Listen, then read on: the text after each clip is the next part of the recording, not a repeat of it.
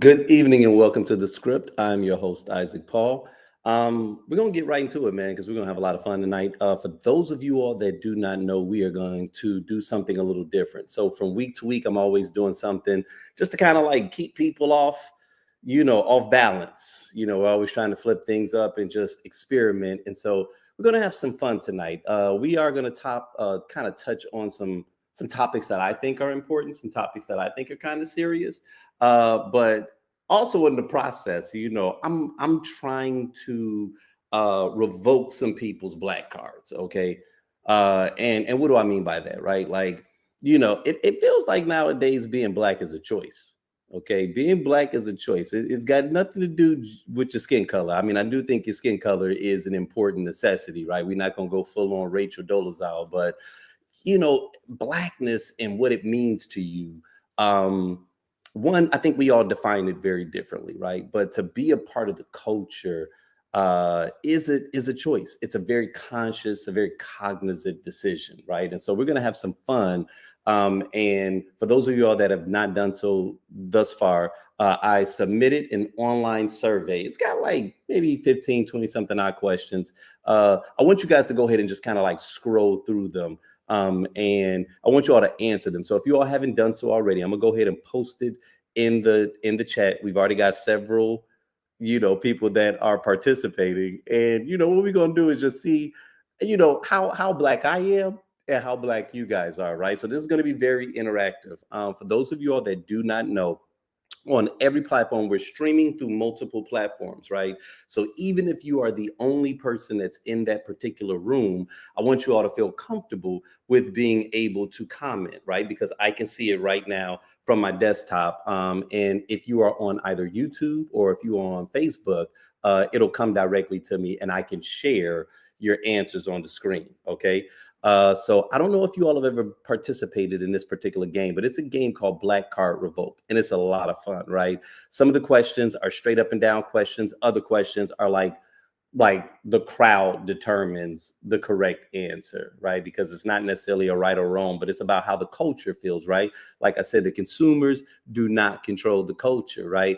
The culture does, and that's us. And so I want you all to be able to have fun with me. But if you all have not done so already, I'm gonna go ahead and submit this in the comment section, and you all have an opportunity to go ahead and take this online survey. It's like a survey, but really it's a multiple choice questionnaire. All answers are anonymous, so I don't want you all to feel like I'm gonna put you on blast if you say the wrong thing.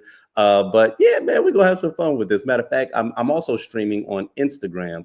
So I'm gonna go ahead and put this in the comment section on Instagram. It's kind of hard to click on a link in Instagram, but at least, I don't know if you all have the capacity to. Matter of fact, if you're on Instagram, if you go into our most recent story, it'll take you directly to the list, right? And then you all can answer the questions. But no, man, we got quite a few people that have responded thus far. And like I said, we'll go ahead and dig into that. But let's go ahead and pay some of the bills, right? Because this is a collaborative effort between the Tequila Tales and blackdoctor.org. So for those of you all that are not familiar with what the script is the digital counterpart or like the digital manifestation of the Tequila Tales. Now, what's the Tequila Tales, right? If you're following this platform, I'm assuming that you already know that it is a highly engaging and fully interactive discussion on love and relationships. What we are not is a panel discussion, right? And I always make that clear, no shade to panels, but with panels, the goal is kind of to go and to hear what the experts or the creatives or, the influencers have to say. You're there to hear other people's thoughts, other people's emotions, other people's beliefs. But with the Tequila Tales, our motto is with love, we all have a story to share. And so my goal is to get those authentic stories, authentic experiences from the very people that attend our events. We've been doing it for actually 12 years at this point, right? Our 12-year anniversary is coming up in February. And as of this point, we're celebrating it in two places. So if you are in Chicago, we are going to be celebrating our 12th year anniversary on February 13th, which is one day away from our legitimate anniversary, which is February 14th. So it's kind of like a pre-Valentine's Day kickoff. And we'll dig into that in a moment. And then the Phoenix version will be on February 20th at Onyx Gallery, right? So tickets are going to be live tomorrow. But if you all want to be the first ones to get a crack at them, because the space is going to be limited in this particular venue, then you definitely want to sign up for the Inner Circle. And I'll provide all that information later. But for those of you all that are watching me on other channels and you're not familiar with what blackdoctor.org is, blackdoctor.org is the leading online health resource for African Americans, dedicated to providing culturally relevant health and wellness information. As a trusted platform, blackdoctor.org bridges the gap between healthcare professionals and the Black community, addressing health disparities while promoting fitness, nutrition, mental health, and lifestyle improvements. Through expert insights, community engagement, and partnerships, blackdoctor.org empowers individuals to take care of their health and well-being. And so one of the reasons that I'm, so excited about this partnership with blackdoctor.org is because, one of the things that we understand inside of like the healthcare space, period, is that, it is important that the healthcare practitioner, like, is aware of some of the additional information that sometimes the charts can't share, right? And you all may know what I'm talking about. If you don't, it's no shade to anyone outside of the culture, but there are times where you might feel like your voice is not being heard. You might feel like people may not understand 100% what it is that you're going through. And it's has nothing to do with lack of professionalism, lack of intelligence, lack of care or concern or desire from the healthcare practitioner. But sometimes, they may not understand certain aspects that just have to do with like cultural nuances. And what people have found is that they feel more comfortable sometimes having healthcare practitioners that may come from a similar background or have an understanding of some of the nuances of just, what it means to be Black in America, right? And if that's the case, sometimes finding these healthcare practitioners or healthcare professionals can be a little difficult.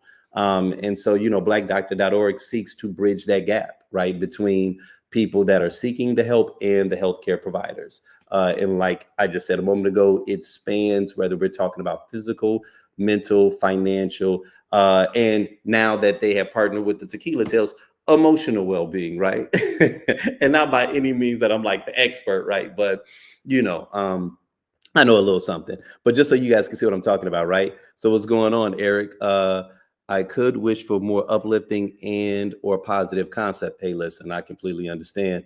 It said, we back. I'm ready. All right, Vanessa. Look, I'm looking forward to it. So if you have not done so already, Vanessa, I want you to go ahead and click on that link because we're going to have fun now, just so that you all know, right? I'm not going to take all the credit for the questions that I'm asking. A lot of these questions are coming from a game called Black Card Revolt, right? And it's a very fun game. And, most of these questions are in jest, but I'll give you an example because we'll go ahead and just dive right in. And so what we'll do is while we are, in the midst of, the discourse, I may kind of peel away because like I said, there actually are a couple of topics, couple of subjects that I wanted to touch on that I think are important. But, and just so you all know, I am monitoring the comments on Instagram. Unfortunately, I won't be able to post your comments on the live feed, but just so you guys know, I'm definitely tapped in. So now that we're here, let's go ahead and start with the first question, right? Because I'm just kind of curious. Let's get an understanding of not only who's watching, but who has taken the quiz thus far, right? So we'll start with this first question. All right, and you all can tell me how you feel. So, a woman can never have too many. And so for those of you all that are watching, like just go ahead and type in your answer, right? A woman can never have too many bags, men, shoes, options, or other. Okay.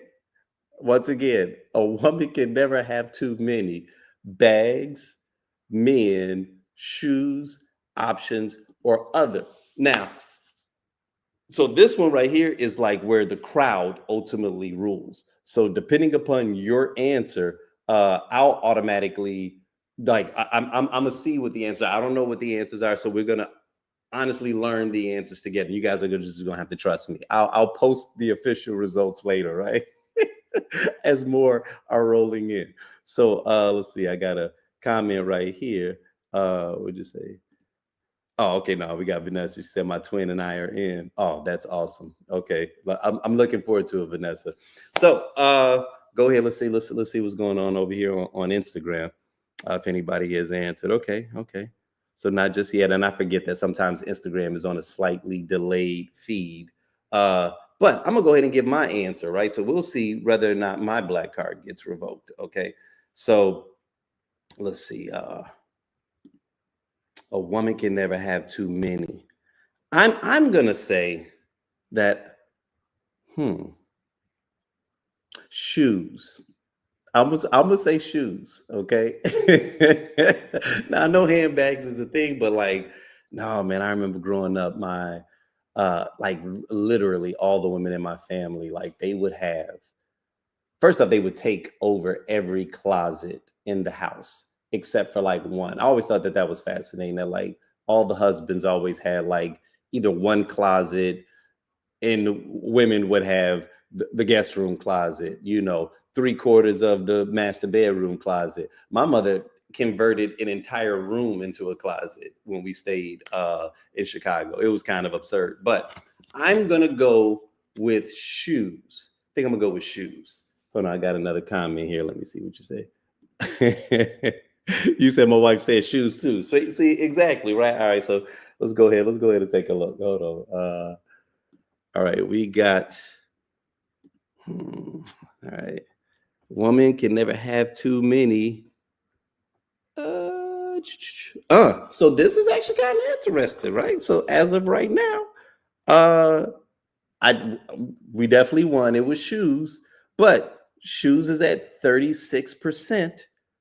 Options was in number two at 27.4%. We had bags at number three at 25%. Interesting. So somebody wrote in bags and shoes. That's always fun. Yeah. Okay. No, we had two people that wrote in bags and shoes. So yeah, looks like I get to keep my black card. All right. Bam. You know. All right. Let's see what we got next. All right. Hold on. And you know, it's always fun when you play this game in like a large group of people because you know it's like it's never like a right or wrong answer. You know, it's just kind of based upon who's in the room. So a lot of times you also get an opportunity to see if you're in like a stuffy room. You know what I'm saying? Am I in a room full of ratchet people or am I in a room with like business professionals, right? Okay, here we go. Number two. Mama said, stop running in and out of this house before you dot dot dot. Okay, so mama said, stop running in and out of this house before you dot dot dot. We got hurt yourself, let a fly in, break my screen door, or let my good air out. See, now this is a good one, right? Because, you know, here in Arizona right now, man, I don't know what it is about the flies, but the flies do not stop at any point. It feels like the flies, like 20, you know, 24/7, 12 months. If I open the screen door, we two, three flies in the house. You know what I mean? But I'm gonna say let the good air out. Let the good air out feels like something that I heard a lot back in the 80s, you know. So I'm also kind of old school. I got a feeling I'm gonna keep my black card on this one. Yep, see, look at that, look at that. Let my good air out. See, hold on, let me go over to Instagram, see if anybody is commenting. All right, so we got quite a few people that have joined, but no one's really commenting just yet. So yeah, let the good air out. All right, so let's see. Let me go over to. All right, so Mama said 80%. 80% said let my good air out. So as it turns out, once again, I'm telling you, man, I'm black as hell, man. If y'all have not figured that out yet, okay. I'm black as hell, man. We are going to see how long this. And first off, man, for those of you all that have participated, and like, because we had several people that have like, you know, taken the quiz, and I literally just posted it like an hour ago. So I always love when like people, you know, jump in and have fun with stuff like this. So appreciate you for that. Let's see. Okay, so number three. Ooh, okay, this is interesting. What's the best movie featuring a Wayne's brother? All right, now I'm be honest. With this one, I'm probably going to lose my black card. All right, because I don't know if my taste, especially when it comes to comedy, is the same when it comes to everybody else. So on this one, this one might get a little dicey, but I'm curious to get you all's feelings on this one. Okay, so we're talking about what is the best movie featuring a Wayans brother? Oh man, like okay, so Major Pain was hilarious, right? So scary movie was good, right? I like scary movie, but like don't be a menace is low key a classic, and it's got some moments in that movie that are downright outrageous. Like one of the funniest low key scenes to me that I think sometimes people overlook is that scene how with like how Sean Wayans' father is younger than him. And he had to put his son to bed, and that whole exchange, I like that ghetto shit sometimes. So I can be mildly ratchet. So on a personal level, I do think "Don't Be a Menace" is without question a classic, right? But oh man, like man, Major Payne, like Damon Wayans is one of my favorite all-time comedians. He's probably like he's definitely top five for me. He's got a classic stand-up and another one that I think is really good. So all right, okay, another caveat about this game, right? It's not just about how you feel, it's about what you think the people are gonna say, right? So if I were trying to win, I would say if I were trying to win, I would say don't be a menace because I feel like I know my people and I feel like my people gonna say don't be a menace. But for me personally, it's Major Pain. And I might be cheating and giving you two, right?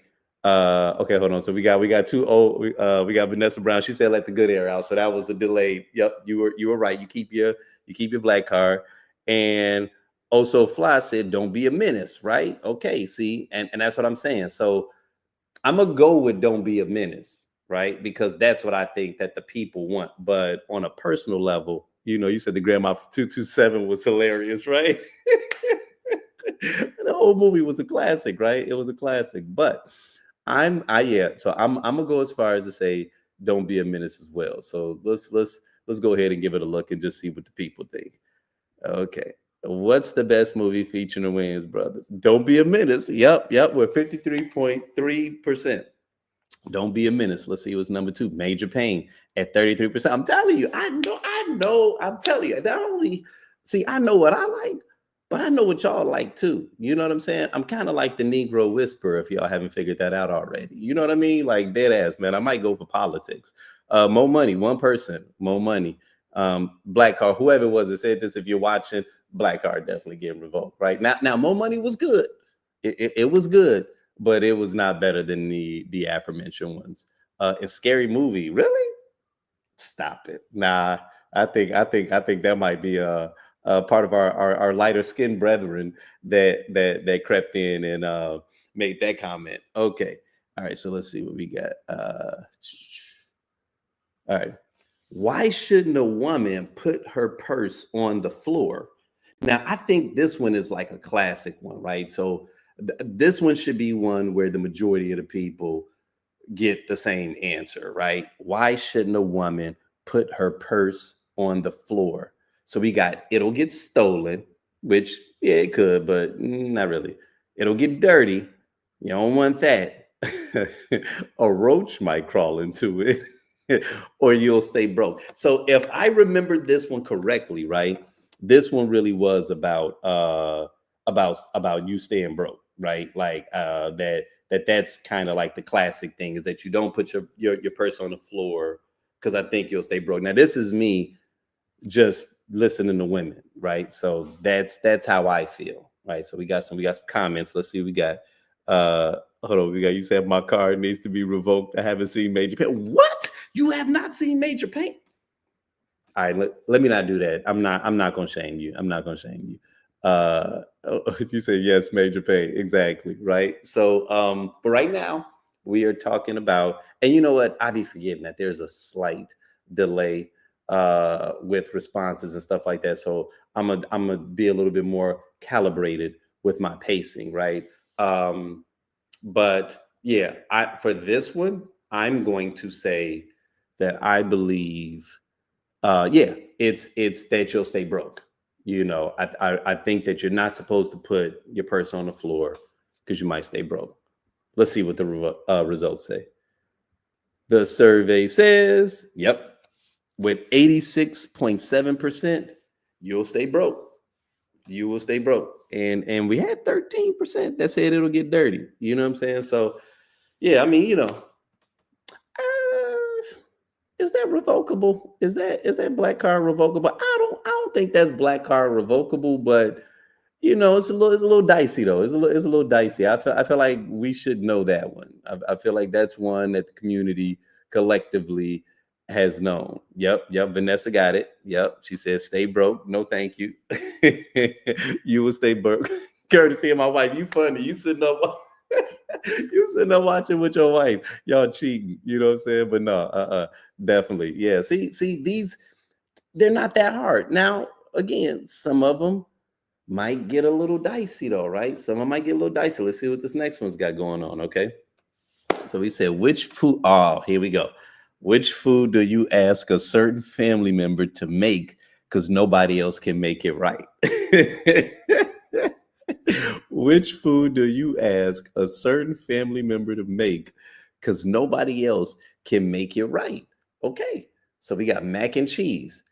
We got potato salad. We have deviled eggs and cornbread, right?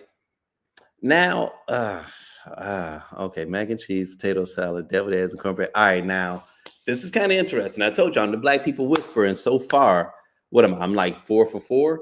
All right, so far I'm batting 100, but this might be one that kind of okay. And why do I say that? Because I know it ain't deviled eggs. Even though you kind of got to know what you're doing in order to be able to rock with some deviled eggs, right?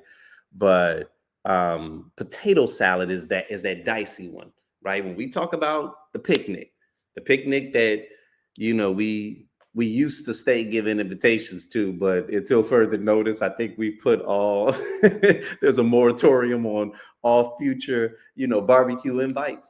But that's what we would always talk about, right? As the community, we would talk about like the potato salad. That yeah, everybody like literally, my wife will make it known that matter of fact, she only likes one person's potato salad. And Brittany, if you're watching, it happens to be yours. Yours was the first potato salad that made her say, you know what, I kind of like potato salad, but just Brittany's, right? She's not a big fan of potato salad. But mac and cheese is another one, man. Mac and cheese is because everybody don't know what they're doing with that. Like some people pop out the box and they might hit you with the Kraft joint. And I'm throwing shade to Kraft, like that's not what I make when I'm cooking dinner on like, just a random Tuesday.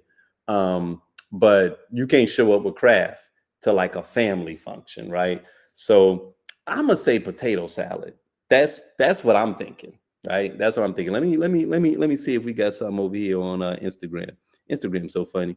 Everybody and their mama jumping in, but they ain't commenting. But I'm going to say, yeah, I'm gonna say potato salad. Let's see what the people that are playing with me.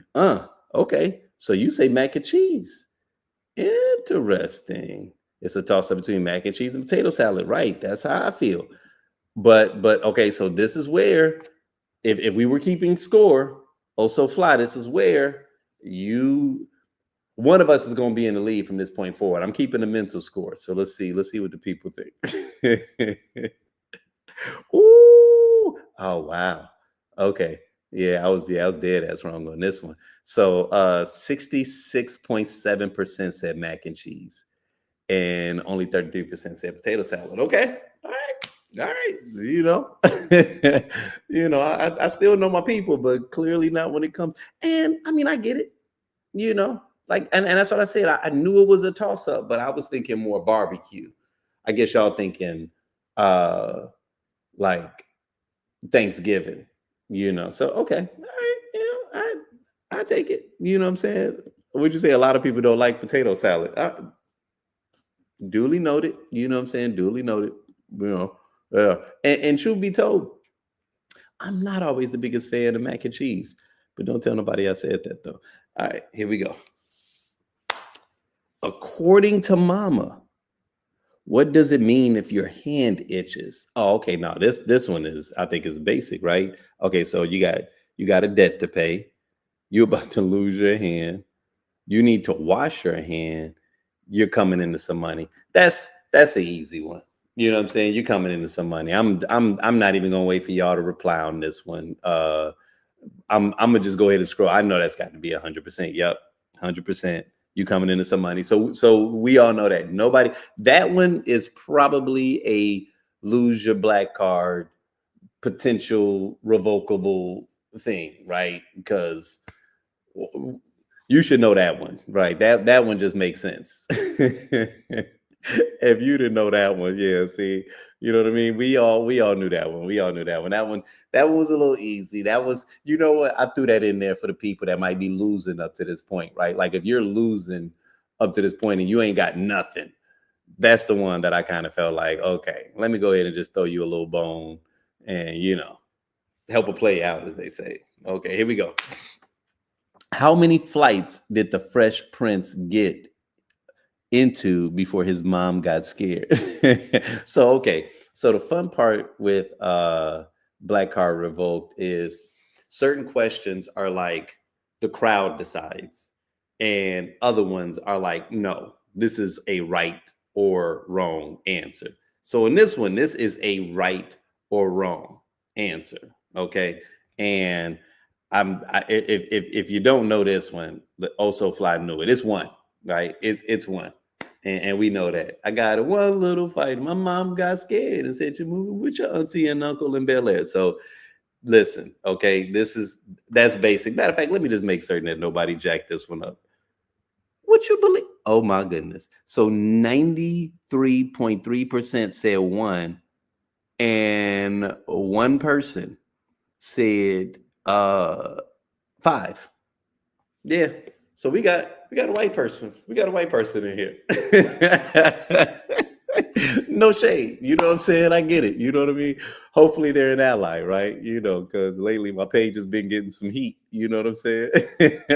I made a post last week, man, and I feel like all of MAGA, showed up and let me know I was stirring the pot. I said, okay. So I think whoever it is that took this test, though, probably an ally. Five? Where the hell are you at? You know what I'm saying? Like, you clearly didn't know what it was. You say they must not watch. Would you say they must be watching the new Bel Air, right? I know. Which, by the way, it's actually pretty good. It's actually pretty good. I don't know if y'all been checking that out. They did a really good job on the reboot. I was a little skeptical at first, but I went through the first two seasons, and I've kind of fallen off. I got to catch up on that third one, But you know, you say, yeah, it's dope. It is. It is. I am a fan. I am a fan of it. So okay, here we go. Let's see.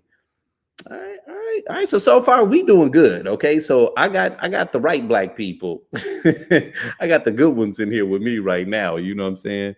Okay, hold on. Okay, so that's fine. All right, here we go. Finish the phrase. Now, they actually had this one as a multiple choice. And I was like, nah, I need to know where your heads are at. I need people to fill this one in. So he's a complicated man, and no one understands him but his woman. Okay, now I know the answer.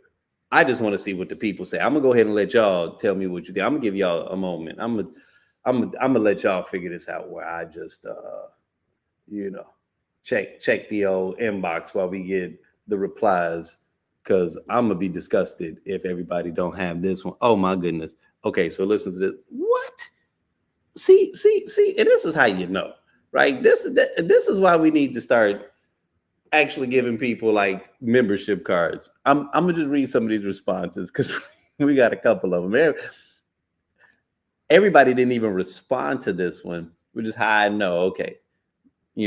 So someone said, and his mama. No one understands him and his mama. No. Someone else said does. I don't even know what that means. Someone, what? Like, what? Who in the hell is typing these responses? He's a complicated man and no one understands him but his woman. Don't can. I don't even know what that means. We had 4 people. One person said John Shaft and someone said Shaft. All of y'all are still cool with me. Okay, no. And we had another one that said Shaft with 3 exclamation points. Okay, all right. Whew. Because when I started seeing all of these different answers, I was like,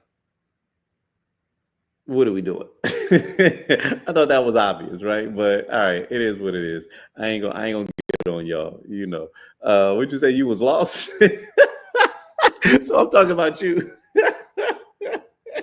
I'm talking about you. Right. Yeah, no, this is totally Shaft right here, man. This is Shaft. All right, here we go. All right.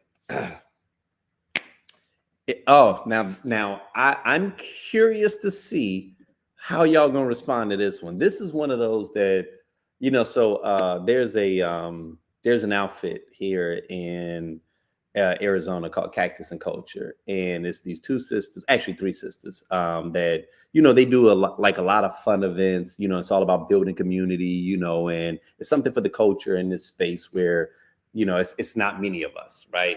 And we collaborated on an event. They host this one event called the Melanin Mixer, and they asked me to host it. And so they just gave me carte blanche. They was like, just do you. I was like, all right, y'all let me shoot from the hip. They was like, yeah.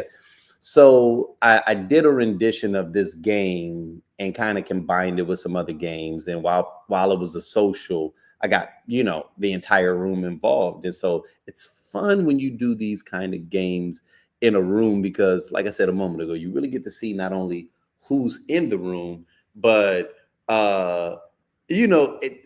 certain things everybody's got a different point of reference, especially depending upon which specific generation you're in. And even if you're in the same generation, what part of the generation, because technically I'm Generation X. I'm like right at the end of Generation X. I'm probably a little bit more like an early millennial, but I'm in that, like little phase or whatever. So I know this, but some of y'all may not. So I'm curious to see how y'all feel about this.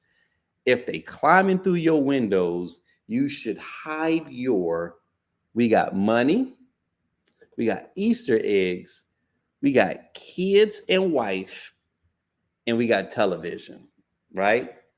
So I'm gonna just see where y'all head is at. I'm gonna be disappointed. You know what I'm saying? Okay, here we go. Right, kids and wife. One of the earlier viral moments. Absolutely. Let me see. Let's see what the people had to say. Okay, 100% said kids and wife. Okay, all right. I'm talking to the community. We all remember that, right? Like, so fun fact, which I probably shouldn't even share because it's kind of ridiculous. And I don't even know I'm gonna admit this, but it is what it is. So one of the things, okay, so when, what was his name? Anton Dotson, I believe it was, who was a hot mess, right? When that came out, there was this group that used to remix these songs, right? And they would like do like a lot of other people do it now, like Suede the remix guy, he does a lot of them now, where he'll take like news clips and turn it into some hip hop. This one, it was 2 white dudes, and they took that clip, and when I tell you, they made a banger, right? I not only did I think it was hilarious, I low-key thought the beat was riding. Y'all, why did I buy it? I actually went to iTunes and spent 99 cents and bought it because I thought it was absolutely hilarious. And it was like, I'm climbing through your window and snatching your people love. And you better hide your kids, hide your wife, hide your kids, hide your wife. Like they had like a whole black chorus that came on the background. I was like, yo, you've earned this 99 cents. Like I honestly, it wasn't even that I just had to have it. It was that I thought that the creativity was so peak that I was like, you deserve this money. Like the creative in me has to pay you to show you love for this brilliant piece of art that you've just done, right? And yeah, man, Antoine Dodson, man, he took oh, here we go. Oh, look who's in the house. Look who's in chat, little Casey. So FYI, y'all, sometimes when Casey chimes in, I'll be like, oh, Casey showed up. And Casey be in the other room somewhere, right? Casey is in another country right now. Casey forgot that she has a toddler at the house. She's backpacking through Peru. Mm. Anyway, nice to see you, Casey. Would you say I paid for the cha-cha slide, so I can't even judge? Okay, I'm gonna roast you for that later because I didn't know that, and I don't even know. I don't even know how to. I don't even know what that means. You know what I'm saying? Like, why? Why would you be paying for the cha-cha slide? Like dead ass. Did you think it was hard like that? You know what I'm saying?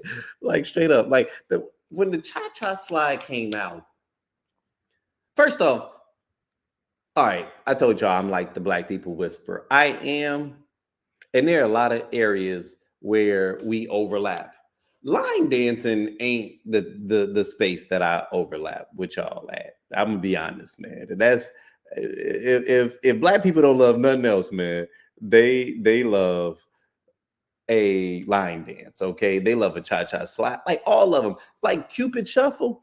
When that came out, I was like, oh, this is garbage. I was like, oh, the people ain't gonna like this. But when I tell you every gathering of over 100 people, they gonna play the Cupid Shuffle. And I'm like, y'all really like this. And admittedly, it's grown on me a little bit, but if we don't love nothing else, okay, we love to dance in formation. And yeah, cha-cha slide. I guess I kind of get it, you know what I'm saying? But whatever. Wait, hold on. What you say? You said you wanted to practice it. Yeah, okay. You could just go to YouTube. You had to own it, huh? You had to literally put it on your iPad or on your iPod, whatever. I'm not mad at all with this. Okay, yeah, okay, whatever, Vanessa. You know what I'm saying?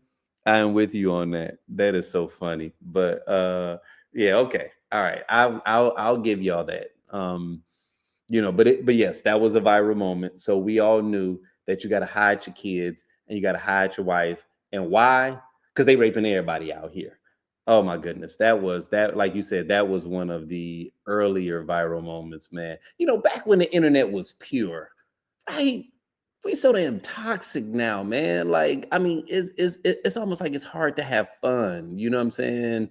And I don't think it's because people are too woke. I honestly think it's the opposite, man. I think everybody forgot that imaginary line between having fun and intentionally trying to hurt someone's feelings, right? Because there is an imaginary line. And yes, sometimes it's hard to not offend people, because somebody will always be offended. But I think people take that and then they say, well, how can I offend you? Not how can I be funny, but how can I offend you? And there's a difference, right? There's a difference between I'm trying to be funny and I'm trying to hurt your feelings. You know what I mean? Some people are just mean spirited. There are times where you tell a joke and somebody's the butt of the joke. They get a little embarrassed or, they get a little bashful, but they still understand that the spirit with which you told the joke was, playful ribbing or, one of my buddies, Omar, he's hilarious with that. He's real quick with the jabs. He used to play the dozens back in the day. And so he can roast you, have you be embarrassed and have you cracking up and almost in tears at the same time, right? Like some people have that ability, but the spirit with which he's saying it is these are just jokes, right? And he's not intentionally trying to find like your insecurities or things that you identify with or that you're sensitive about so that he can try to dismantle you. You know what I mean? It's like that's the new space that we're in right now. And I think people do that because of the anonymity that the internet provides, right? And it's like we need to get back to the days where real comedians would give the jokes and they would say the shit with their chest, right? Because see, that there's the difference, is that if you're the comedian or you're saying it in a live setting, you know this joke better land, because if you don't find it funny, you'll more than likely find it offensive, right? And so at the very least, I need to make certain that I'm not insulting you to the degree where you about to go pop the trunk, right? Or you about to, let me see them hands. And I think that that's the problem, is not enough people are getting punched in the mouth anymore, right? And while I don't condone violence, eh, you know, sometimes shit happens, right? Like, I don't condone violence, but a little scuffle every once in a while to just let people know shit's real can sometimes kind of like balance things out, right? But when you can hide behind like your troll account, and that's another thing we got to stop doing, yo. We got to stop arguing with trolls. Before you respond to someone on the internet, before you allow yourself to get roused up, I want you to just click on their profile picture and see, is this an avatar? Is this like a real person? Are they following 10,000 people and only have 5 people that's following them? And it's a lockdown account? If so, that's probably a bot or it's a coward, right? And we need to start learning how to know what battles to fight and which battles to just overlook, because I think that stuff gets exhausting over a period of time, man. And we give them air, and that's what they're looking for. They're looking for air, right? And that's not what we want to do. Here we go. Oh, this is a throwaway. This is a throwaway. Either you know it or you don't, right? Either you know it or you don't. I didn't force everybody to answer every question, but come on, y'all. Jerome from Martin is a player from Detroit, Harlem, Chicago, or the Himalayas. Like, that's such a, you know what? I ain't even gonna require y'all to answer this. I'm gonna just go and see. This better be 100%. Oh my God. Oh, okay, hold on. Oh, okay. Nope. Mm-mm. Okay, so I missed one. But no, people messed this up. 87.5% knew it was the Himalayas, but 12.5% said Detroit. I'm telling y'all, man. We got some white people that took this test, okay? They got a peripheral knowledge of the culture, but not enough, okay? Okay, so there was a question that I asked that I don't think I made. Yeah, so I'm missing one. I'm gonna ask you all this heads up, and I want you all to go ahead and just give me your answers right now, because people did answer this one, and I don't want to pass it up. So it said, according to Kanye, who doesn't have the answers? Okay, so according to Kanye, who doesn't have the answers? Got 4 options: Taylor Swift, Beck, Jay-Z, or Sway, right? So we got Taylor Swift, we got Beck, we got Jay-Z, or Sway. I want to know who doesn't have the answers. I'm disappointed that this wasn't 100%, just to be clear. Would you say Sway?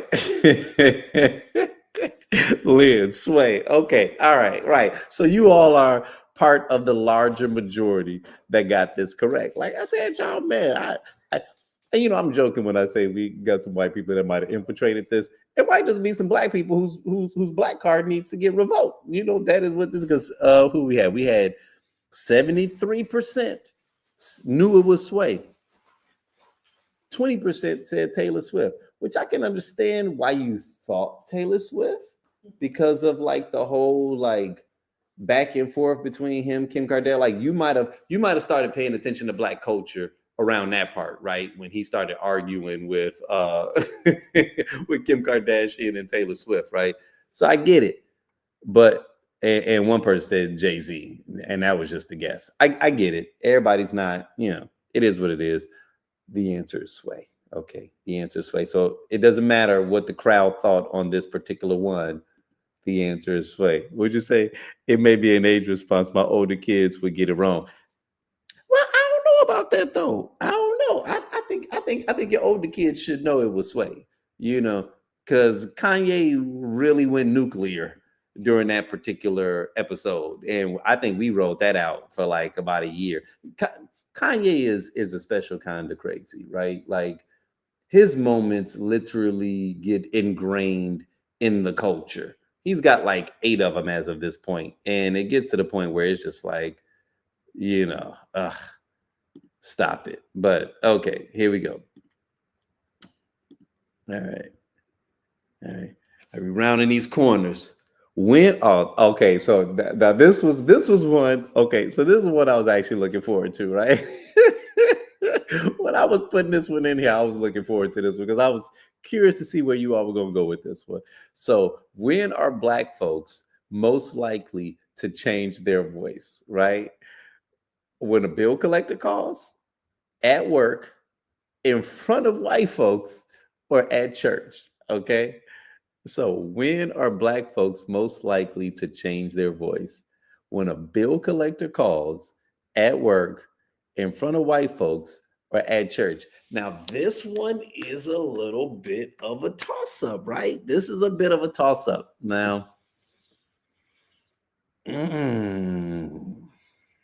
told y'all a moment ago, right? That like I'm like, I'm like a black whisperer, right? So I don't know if my answer aligns with what I think the people may have said. Let me see what y'all got to say. Vanessa, code switch, right? Okay, so wait a minute. So we talking code switch at work though, or we talking code switch in front of white people? Now here's what's wild is that both of those things are kind of synonymous a little bit because when you at work, you if you're changing your voice at work, you're around white people. So that's why this one is about which one of the answers. This one was a crowd community response. When there ain't no right or wrong answer, it's what the people think. If you at work, you around white people, right? So it's not just work, it's the work and white people. If you work at like Quick Trip around all black folks, you're gonna be a nigga, to be clear, right? Like you ain't code switching, you work at Quick Trip, right? You work at what I'm trying to I'm thinking of just any old thing that you could be working at. I don't even care if it's a government job. If your department black as hell, you're gonna be black during that period. So it's the white people, regardless of whether or not people say work or white people, it's the white people that's gonna cause you to code switch. Let's be clear, okay? But it's what are people thinking when they saw this question, right? And were they able to determine that it was in fact the white people that made them code switch, right? It wasn't work because depending upon where you work, you know what I'm saying?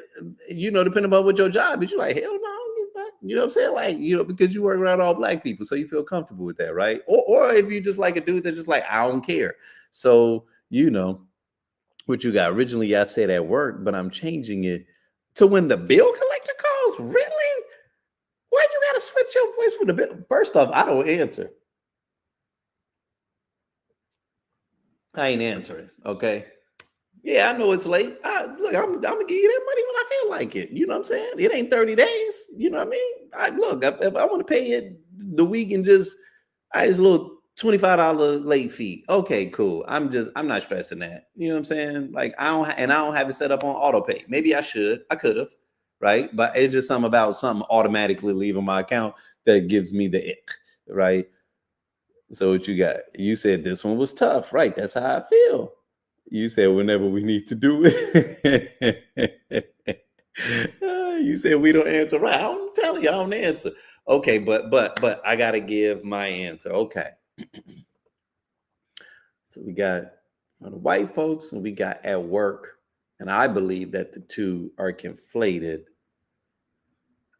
Now I'm gonna be honest, right? Post this last election, I'm in a different space. I'm taking up space now. I'm code switching does not exist for me any longer, right? And I'm be honest, I never really used to code switch much before because this version that you see of me right now, this is who I am around everybody, right? If I'm around black people, you may get the N word on occasion. You know what I'm saying? Like I try not to be absurdly gratuitous with it, but I feel more familial.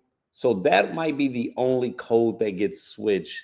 Now I'll say it around white people, but only if other black people are in the space, meaning I'm speaking like from a colloquial space. I never want to make white people feel comfortable with saying it around me to where it's got to be a thing, right? Because I will check it, and I don't want it to turn it into a thing. So it's like if I don't say it, then you just I don't want you to feel like comfortable and think I'm cool like that, right? So but in terms of like my language, I'm going to use the same kind of I'm going to articulate the same type of way regardless of where I'm at. Like I don't get hood when I'm talking to people in the hood, and then get proper when I'm no. This is who I am. This is my optimum way of communication, and so this is who I am. So I don't, so I've always been this way. However, I do know that just from the way that we were raised, we are a little bit more cognizant of when we are in spaces that we don't populate or we're not in large numbers. And so there is a bit of a code switch, right? And I feel like that's what the question is asking. The question is about when do you code switch?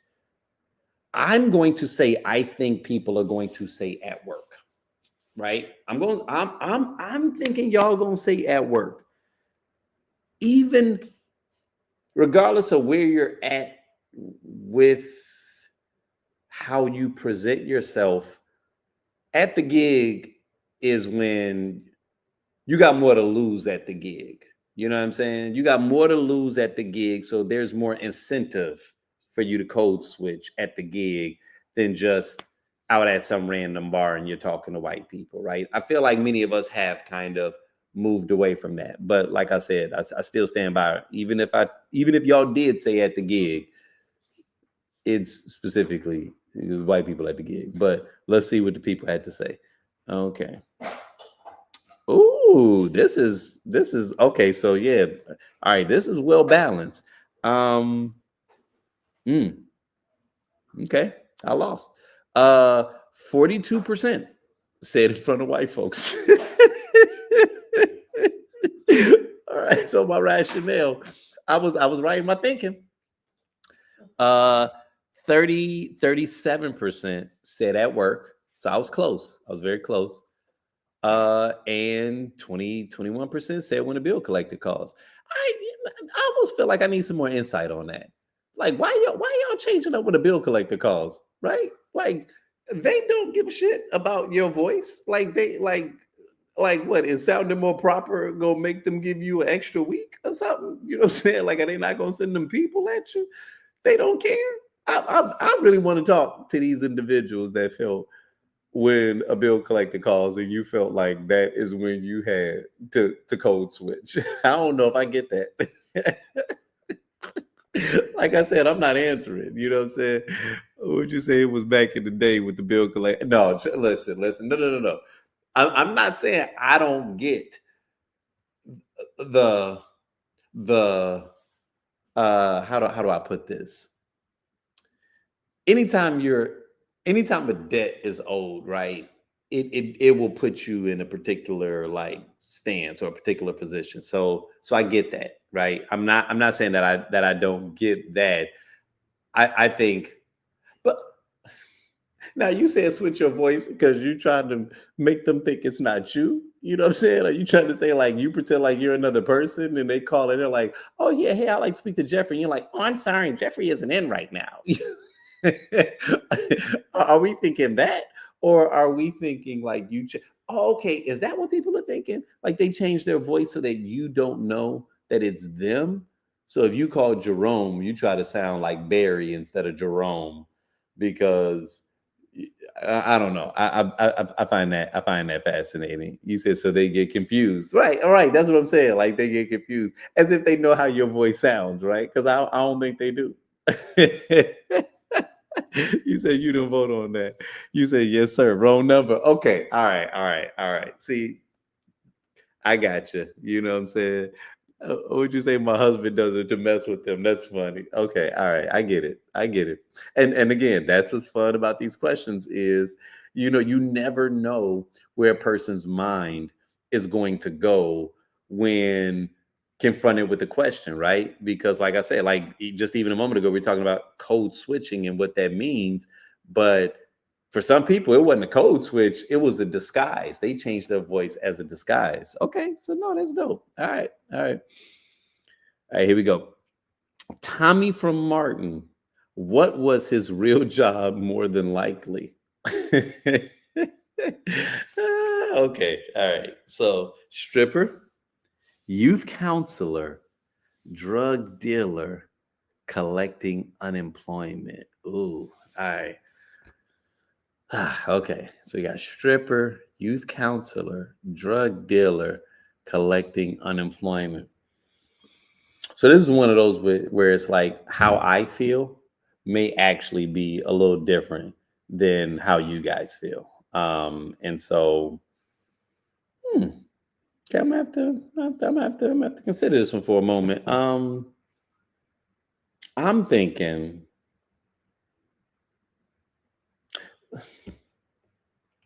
d- drug dealer sounds a little bit more tantalizing because he was very hidden with it, right? He always deflected the question. Oh, come on, man, you know what it is I do. You know what I'm saying? And if it was a youth counselor, you tell that, right? Um, I can't say collecting unemployment because he was never hurting for dough. Well, at least how it looked like from my perspective. Tommy was never hurting for money, right? Um, yeah, I'm thinking stripper. That's funny, but nah, he didn't give stripper vibes. I don't think. You know what I'm saying? I'm definitely say drug dealer. I'm thinking drug dealer. We'll see also what the people think. Okay, what you say? You say collecting unemployment. Tommy ain't got no job, so you're probably gonna win this, right? Because that's what Martin would say all the time, right? But he had dough all the time, right? So he had to be hustling something. And drug dealing technically ain't a job. You know what I'm saying? But every time you saw him, he was decked out. He always looked clean. He always looked the cleanest out of the three of them. So that's what was always fascinating, unemployment, because they didn't have no job. Okay, so I'm probably gonna lose this one. Okay, all right, all right, all right. So unanimously, you guys are saying unemployment. I probably am gonna get this one wrong. Would you say he may have been a pimp? Right. So honestly, pimp probably more than drug dealer.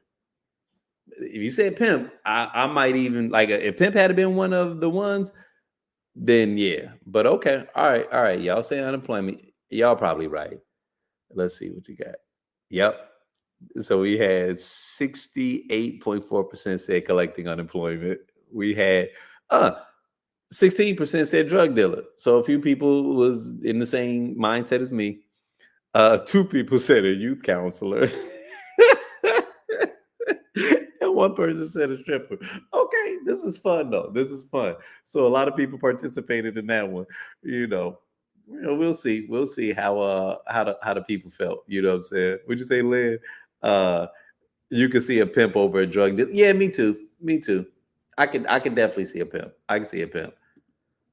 You said they got to keep their turf. Right, right, right. So okay. All right, all right. But admittedly, I went away from what I should have known that the community was going to feel, right? So okay, what we got? All right, y'all. We rounded. Okay, so this one, I'm curious to see how you all are going to answer this particular question, right? So we got a scrub is a dot dot dot, right? Got one, a cleaning device. Two, an outfit worn by doctors. Three, a beauty product.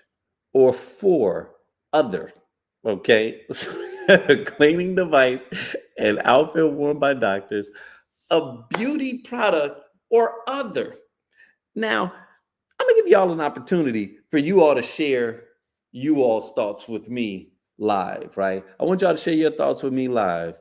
And uh I'm gonna tell y'all how I feel about this, okay? Because I personally feel that a scrub is a guy that can't get no love from me. That's how I feel, right? So you said a dude sitting his best friend's right.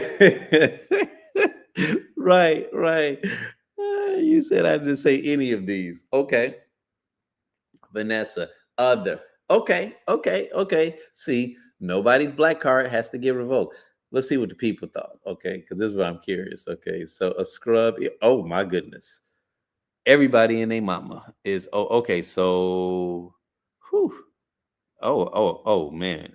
I've never seen this many. So 5% said a hustler. Someone said a nigga with wait a minute, hold on. A nigga with no job, no car at his mama's house. Okay. A guy who thinks he's fine. Mm. Someone said a guy hanging outside of his best friend's window. Okay. A guy that thinks he's fine. Someone else said that. A guy who thinks he's fly, also known as a buster. A guy who thinks he's fly, also known as a buster. Okay, okay, okay. Yeah, yeah. So you was in the right vein. A guy who can't get no love from her. Okay. A guy who thinks he's fine, aka a buster. Okay, I see where y'all at. A guy who thinks he's fly, driving on the passenger side of homeboys, right? Okay, all right. A guy that can't get no love from me. Y'all, okay, everybody understood the assignment. An outfit worn by doctors. Ironically enough, that's the one that won from a universal perspective, right? Uh a guy who thinks he's fly, a broke man, a guy, somebody just said a guy. Okay, so even though technically, from a percentage perspective, someone said an outfit worn by doctors, most people understood the assignment, right? And so just to give some insight on that particular question, with that particular one, it actually had as the fourth answer, um, let's go, a guy that can't get no love from me, right? Or something like that. Like that's what it said. And I was like, everybody's gonna pick that one. I'm going to erase that and put other just to see where people's head go. Like, do you all take the bait or do y'all really know what a scrub is? Most of y'all understood the assignment. I'm impressed. You know what I'm saying? A couple of black cards need to get revoked though, because there are some times where you just need to, push the other when you know what the real answer is. Okay. So, whatever though. Okay. So I want to know how y'all feel about this one. Okay, so what is the best comedy movie of all time? Ooh, okay. Now on this one, I'm gonna just say what I think it is. I don't even care what the culture think. Okay, so y'all can take my black card on this particular one. So we got what is the best comedy movie of all time? We got House Party, Coming to America, Friday, or Harlem Nights, right? House Party, Coming to America, Friday, or Harlem Nights. That's an easy one for me. That's Coming to America. That is without question Coming to America. I don't even know why we would say anything else other than Coming to America, right? Because Coming to America is forever. First off, there's only Coming to America is in the top three movies I've seen the most times out of everything. I can't. Top two is between The Last Dragon, and Coming to America. I've seen these movies an obscene amount of times, right? So yeah, without question, I'm going to say Coming to America out of the four decisions. But dare I say, possibly, period. Now, I could have put a other in there just to see what everybody else has to say, right? Because, you might like Life. And Life was a classic. Life was an incredible and to be clear, there's some hilarious. I think 40-Year-Old Virgin is vastly underrated. Okay, that movie was brilliance, right? And anytime it comes on TV, I damn near know all the words, and I'm still sitting up and I'm watching it. But yeah, no, Coming to America was just comedic genius.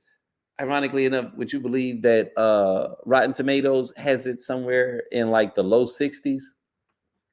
Now I know who was voting for that, but anyway, let me see what y'all got to say. See, look at you. Uh-huh. Yep, you said this was hard. It was, because to be clear, Harlem Nights is a classic movie that deserves absolute respect, right? Like that movie had tons of quotables. And when you think about everybody that was in that movie I would almost put on par with like Life, where you had elite black comedians at the top of their games in that particular movie. And so Harlem Nights was an incredible movie. And that's what you said. Also fly Harlem Nights for me. All the greats in one movie. That's exactly what you said. Yep. So yes, without question, Harlem Nights. I can understand why you would say that. I really wouldn't fight you on that. You know what I mean? Like, because I do think that that was incredible. What? Planes, trains, and automobiles. Are you trolling? Are you trolling? That was a good movie though, right? Who was in that? Was that was Chevy Chase, right? Wasn't that Chevy Chase in like John Candy? Yeah, that was good. That was good. But you better stop it though, man. That wasn't no damn that wasn't all time great though. You know what I'm saying? Really? Stop it, man. I think you just trolling. You cannot mess with the last drive. Literally had it on last night, and I'll talk about that in a moment. But whatever. You with the last dragon? Yes, because it is a classic movie, right? I literally just made a look. I'm about to make an opinion piece about that, because I had to think about it further, man. And I really don't think that we give Shonuff his flowers, right? Because he was an iconic character, like not quite. He was like an anti-hero. He wasn't even really a villain. He was like Thanos. He was Thanos in a black karate movie. And I know I just bridged together some shit that might make y'all be like, what? But just think about it. He was the Thanos of the early 80s, right? Whatever. You know what I'm saying? Best movie ever. Right? You know what I'm saying? I'm assuming that you're talking about Coming to America. What? House Party is your vote primarily because it's the blueprint of what authentic fun looked like at that age. Here you go on some Aquarian shit. You always got to be all deep and be thinking outside of the box. If you on a desert island and you got two movies, they like, listen, it's you're gonna be here for a year, and you got House Party or you got Coming to America. You are not gonna be like, let me take the House Party over Coming to America. Girl, stop it. You lying, okay? You went with Friday? Now, okay, so I'm not surprised. I knew, because Friday was a classic movie. And it was a sleeper. It was a sleeper. So I had a feeling that we was gonna see, what would you say, Casey? No, I know, right? Now listen, no shade to House Party. It's a classic movie. Like, shit. I don't even know where I would put it. Definitely top 20. Maybe top 10. Maybe top 10, but I don't know. I don't even know if I say top 10. Top 10 black comedies. I don't know if I say top 10 comedies though. I don't know. These are the kind of debates that me and the homies get in. You know what I'm saying? We start drinking and we just start arguing on like who's the greatest actor of all time, and it just goes all over the place. Let's see what the people thought, okay? All right, here we go. Best comedy of all time. Oh shit, somebody else just made a comment. What? Oh, okay. See, no, y'all lying. 43% said Harlem Nights. All right, shit, I will give you that. Right behind that at 28.6% Coming to America. We had at 24%, we have Friday. And at less than 3%, we had House Party. I think we know who that is. So yeah, Casey. Yeah, we gonna go ahead and take that black card from you. You know what I'm saying? I don't know. You're bugging. We are not. Okay, we are not. House Party. You see, you the only black person that said House Party, right? So I'm gonna go ahead and let you have that, and just know that's that joke is coming back at some point. I don't even know where, but just know, you know what I'm saying? Haters are everywhere. Haters are everywhere. Whatever, you know what I'm saying? Would you say I was with Casey and voted for House Party? Oh, word? Oh shit. Okay, no, I only saw one person that voted for that particular one, but okay. All right, Casey and Lynn. Whatever. I, y'all alone on an island, okay? And like I said, I want y'all to imagine being on that island and you got a choice of them four movies. Y'all not gonna say House Party. You cannot watch House Party back to back to back to back like that. And I'm gonna be honest, I should have said Stranded on a Desert Island. Which one of these movies are y'all gonna watch? Everybody would have said Coming to America, but you know, whatever. I ain't no sore loser. I'm just saying I know when people don't know what they talking about. Okay, now this would be fun. Best blue-eyed soul singer. Mm. We got Sam Smith, Adele, Robin Thicke, Justin Timberlake. I put in the other, right? Because I got a feeling some of y'all gonna say John B. So we got Sam Smith, Adele, Robin Thicke, Justin Timberlake. So I am curious to know how you guys are feeling about this one. See what I tell you, boy. I know my black people. John B. I put the other there just to be like, let me watch black people, because I already know what they're gonna do. You know what I mean? So, all right. So out of the four that were listed, I'm gonna speak from a personal favorite. Out of the four that were listed, I'm gonna say Justin Timberlake. Right now, is his voice better than like John B? No. Right? Better than Robin Thicke? Probably not. But Justin had like that album, Justified, names. I don't think nobody else had a better album than Justified for the culture, right? Now, Adele, incredible voice, right? But you don't put Adele in the same space that you would what's the woman's name? I'm always forgetting her name. She kind of had like that doo-wop sound, the one that passed away from the drug overdose. I can't think of her name, but Adele isn't. She wasn't like, oh man, what's her name? I hate it when man lately my mind ain't been working with me when it comes to just like, and I know that's some age shit, but oh, and it's on the tip of my tongue. Y'all know who I'm talking about, man. But Justin Timberlake, as far as the culture goes, is to me like we give him the most attention. You know, he had Pharrell, he had Timberland doing his beats, and it was just a hard ass album. You know, so out of everybody that we listen now, John B was black. Let's keep it a buck. Like then he had a fade. Like honestly, John B. I saw John B. on the Tom Joyner cruise, chilling. I think he had like a performance or whatever. But you like some people did their performances and then they bounced. John B. was out there posted up.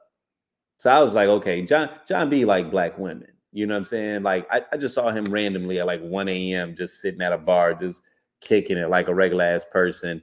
No concerns.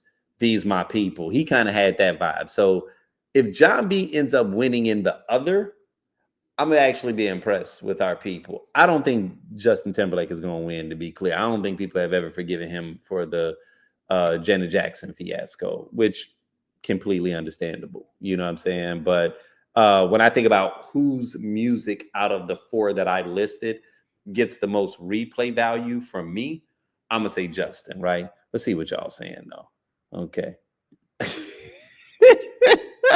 John B, fight me. Stop it. Whatever. I know y'all gonna say John B. You know what I'm saying? I voted Adele, but I should have said other. John B is the truth. Yeah, see, you know what I'm saying? Robin Thicke after John for me. Yeah. You know, like people that are really into R&B are really gonna like John B because he was for real with it. Like he wasn't the white guy that was trying to sound black. He was like, oh no, you probably grew up in a black neighborhood. All your best friends are black.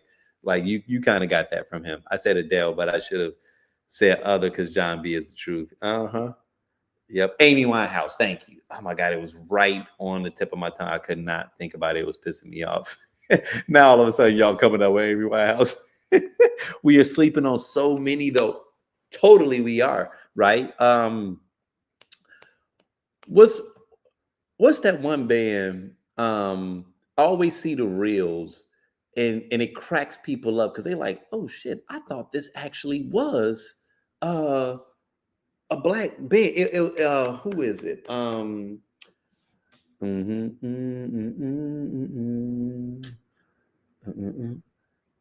mm, mm, mm, got a thing for you, and I can't let go. You know what I'm talking about? That's Bobby Caldwell. I don't think that's Bobby Caldwell. Is that Bobby Caldwell? That ain't Bobby Caldwell. Got a thing for you, and I can't let go. Like that. Oh, so that is Bobby Caldwell. Oh, okay. Go ahead and take my black card. But yeah, so we can get into him, right?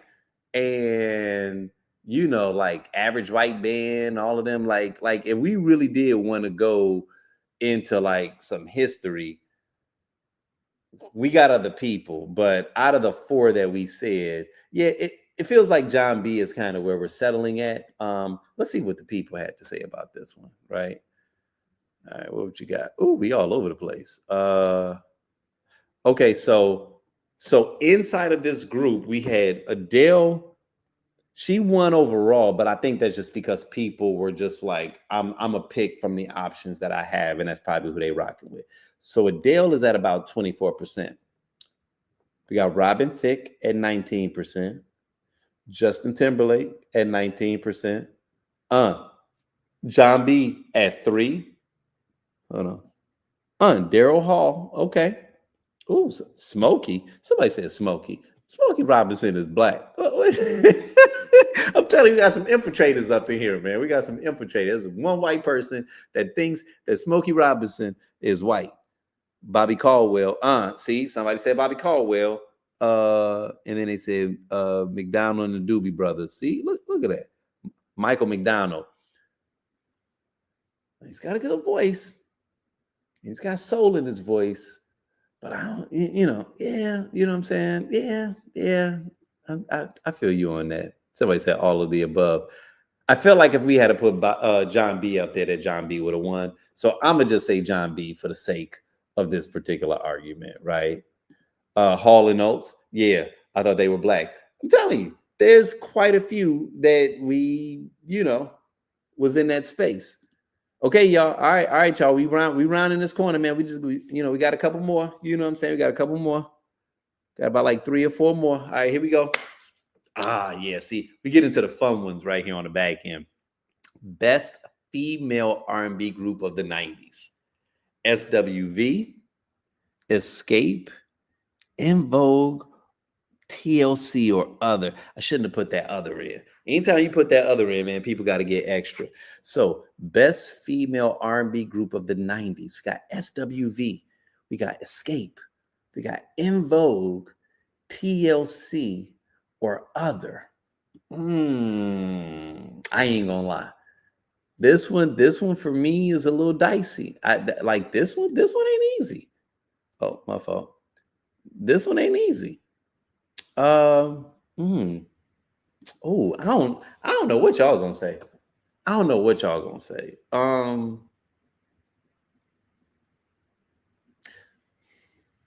So I'm gonna say SWV, right? I'm gonna. I like SWV a lot. First off, I like all of them. I'm somewhere between SWV and In Vogue as my favorite. Like when In Vogue came out, they were something we had never seen before. They were very polished. They had strong voices. The music was perfect in from an image perspective. Like they were killing it. SWV probably sang with more soul. You know what I'm saying? And when I think about some of their songs today, they actually low key have had longer shelf life, like with the culture, I feel like. And I don't know if that's because we're not like, why y'all think that is? Like, are we not giving In Vogue their flowers? You know what I'm saying? Like, was In Vogue kind of more in like a pop kind of bourgeois space? And so, because we really don't talk about In Vogue's hits as if they weren't universal and like ruling the black airwaves back in the day. You know what I'm saying? I feel like In Vogue was bigger back then than SWV. I could be wrong, but I feel like In Vogue sold more albums back in the day um, than the other groups. But I feel like black people are this is going to be a fight between SWV and Escape, right? And I'm going to say SWV. So out of the four, I'm gonna go with SWV. I feel like that's where black people gonna go. Okay. Um, you said this was tough. You went with In Vogue. Okay, see, probably for similar reasons of where I went. I voted Escape, but I feel like In Vogue got this. Okay. See, this is would you say they were fine? Yeah, yeah, yeah, yeah. Let's keep it a buck. Let's keep it a buck, right? Like, see, that's why I like it when some brothers come in, we can get on some real shit. Cause yeah, they was fine. They was fine. And I feel like that is part of what made them more popular, right? Like probably back then. Now, again, they had strong voices. Never gonna get it, never gonna get it, never gonna get it, never gonna get it. And do y'all remember when Wanda did that on In Living Color when she was like, "Oh, roo, roo, roo, roo." So like they were kind of big back there, right? Like they were big. But I gotta think about what the people are probably gonna say today that took this. And like In Vogue ain't touring. Like SWV and Escape still throw a tour out on that ass. You know what I'm saying? So I feel like today they're still more culturally relevant. I'm gonna go SWV for the win. Okay. You said tough choice. You said SWV was more aligned with hip hop than In Vogue. Exactly. And you know what? Exactly. And that's probably why they've had more staying power because their music is less dated. You know what I mean? Like that one song, Love Will Be Right Here. Like that is on a playlist that gets heavy rotation today, right? Which by the way, a lot of people don't know, that was Pharrell's first like major credited song. Like, and when you hear SSWWVV, that was Pharrell in that. But little fun fact, would you say SW? Yeah. So, all right, let's see what the people say. Let's see what the people say. This is gonna be interesting. Oh yeah, and we all over the place. But your boy won though, and I can't even take credit because this is literally the first time that I have won out of something that was like a split decision. So with 32%, it was SWV. Coming in at second place was In Vogue. And admittedly, I won by one vote. Yeah, so In Vogue was a close second. Not too distant third was TLC. And here's what's funny about that. TLC honestly was the biggest group out of all of them that was on that list, right? Like they literally had multi-platinum hits. And so, I hate to say this, but if we had more white people that were in this, they would have won. But because everybody remembers No Scrubs, everybody remembers, Red Light, was a Red Light Special, and just all of them. What was the first one that they came out with? I can't think of the name of it right now, but they are by far the more commercially popular one. But I just had a feeling that when it comes to our people and whose music we're still like really rocking with, that it would be like SWV. But they got some love though. They got some love. They got 23%.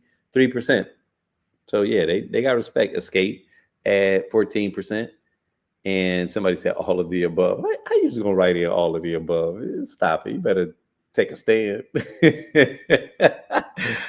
Would you say? You said you agree. Hey, would you say In Vogue sold more than SWV? Yeah, yeah, and that's what I felt that they probably did. But you know what? I actually forgot that TLC was on there, and they clearly sold more than everybody else, right? And so I think that that's where it can get a little dicey, But okay, y'all, listen. Like I said, we down to the final ones, man, to the final ones, and we had some heat. So this one is funny. What's the nickname our mother gives your significant other? Your little boyfriend, or your little friend. Uh, that I think that was supposed to be fast-tailed heifer. Excuse me for the fast typing. That fast-tailed heifer, or what's his or her name? Mm. I'm a. So listen, y'all. My mother-in-law from the background just called out a name that she used to call me playfully with my now wife at the time. They used to piss my wife off. That's funny. That was good. Uh, I'm gonna go with. I'm gonna go with for this one. I think I'm gonna say your little friend. Oh no, I'm gonna say your little friend. Yeah, I think now, what's his or her name? Close second, probably. But I feel like your little friend is just disrespectful enough to come from a mom, right?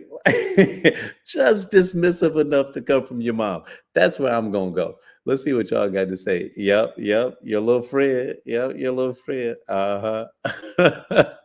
Which could be a few people. So okay, we're all in accordance with this one. Let's see what the people thought. Let's see. Yes, and with a whopping 74%, your little friend. So we all knew the assignment on that one. We all know shade when we hear it up from up high. Your little boyfriend, which was close, got 13%. They were probably thinking the same thing, but your little friend was more universal. What's his or her name at 9%, and that fast tail heifer at 1%. Oh, that's just so old school, man. That's so funny.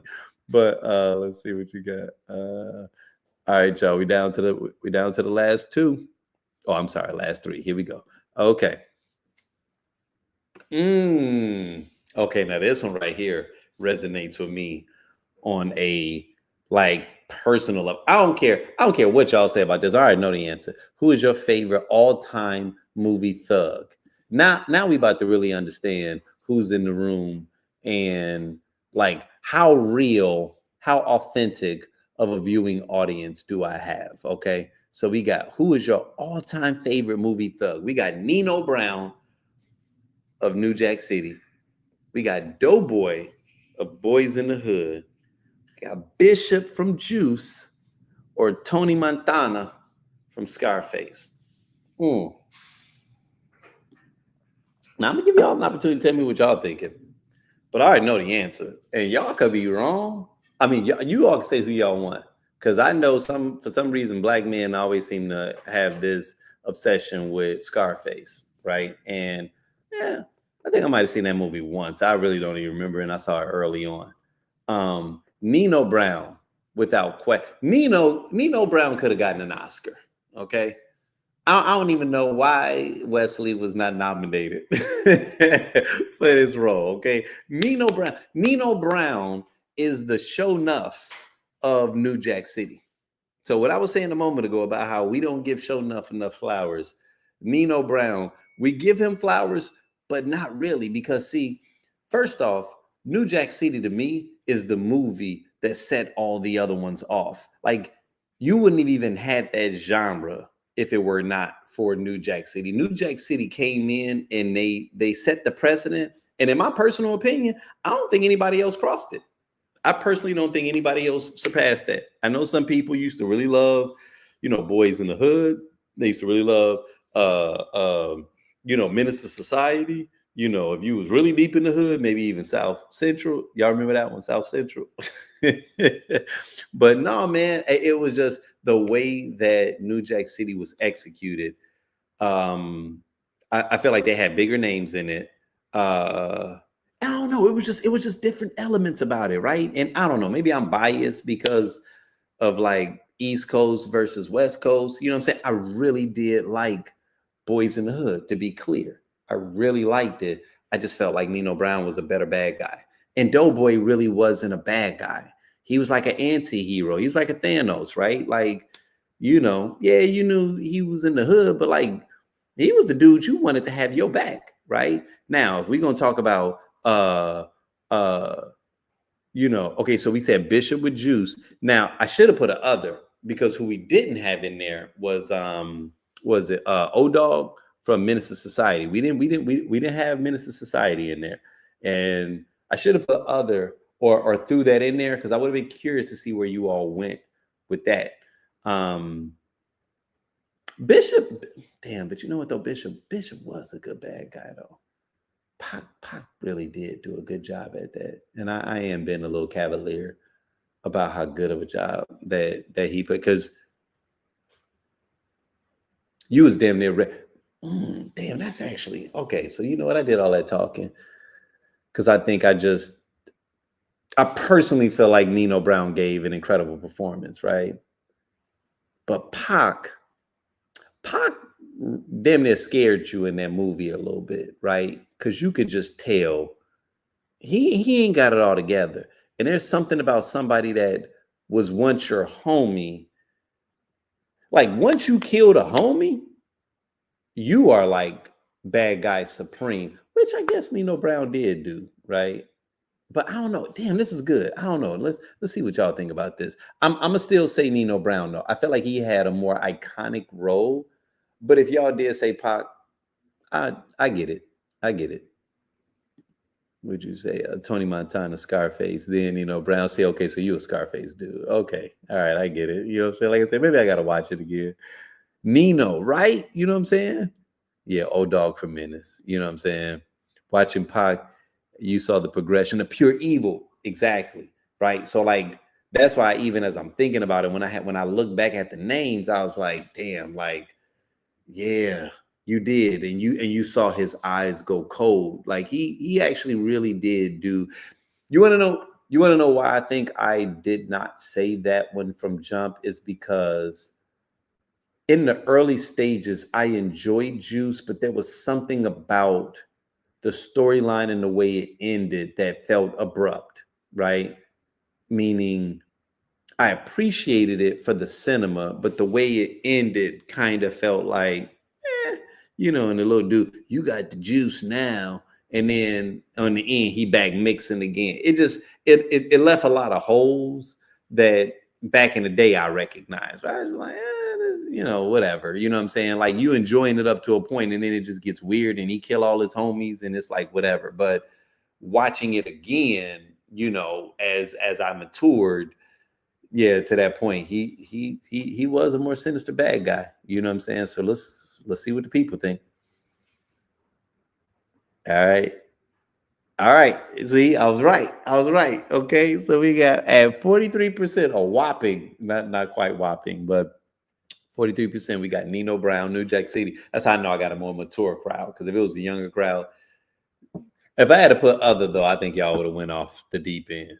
Doughboy, was in second place. Boys in the Hood, and we did say your all-time favorite movie, Thug. Not bad guy, movie Thug, your favorite. I can understand why he's your favorite because he was a good dude. Tony Montana, Scarface, and then Bishop with Juice. Okay, at what's that? 9%. So okay, all right. When you say Thug don't necessarily always mean bad guy. So that's where I think the nuance probably comes in at. Okay. All right, y'all. Last, I think we're on the last two.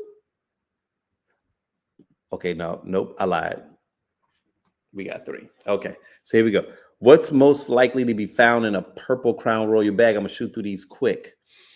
What's most likely to be found in a Crown Royal purple bag? We got cigarettes, weed, candy, loose change.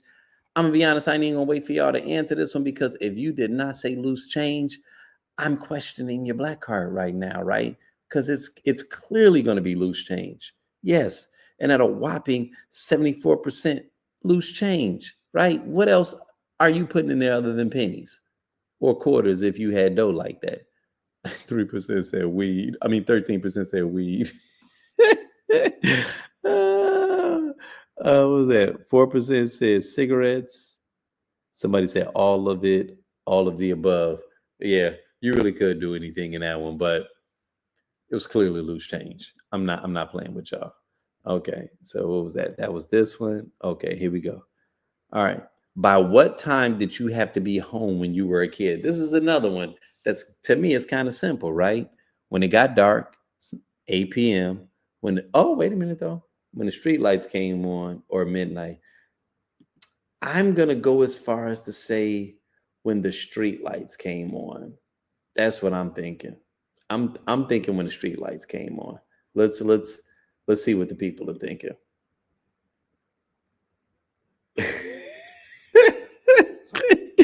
Yo, with a whopping 96%, okay, you had when the street lights came on. So yeah.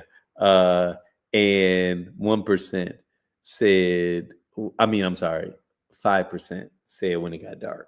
So that's almost universal. That's almost universal. We know what that was. If you said midnight, then you probably in jail right now, just to be clear. If you say midnight, your ass is in jail and you probably ain't watching a live called The Script. Okay. So this is where it gets fun. These last two is what I was waiting for. So best love story of all time. We got Love and Basketball, Love Jones, Jason's Lyric, or A Bronx Tale. I personally threw the other in there because I was like, you might like something that's a little different, right? And I wanted to give people that space to be different if they felt the need to be. So once again, we got best love story of all time. We got Love and Basketball. We got Love Jones. We got Jason's Lyric, or we have A Bronx Tale. Okay. So, now with this one, on a personal level, I'm going to say I'm gonna say Love Jones. I am going to say Love Jones. Bro, stop it. I'm not doing this with you. I am not doing this with you, bro. Really, really. That's what we doing. The Notebook.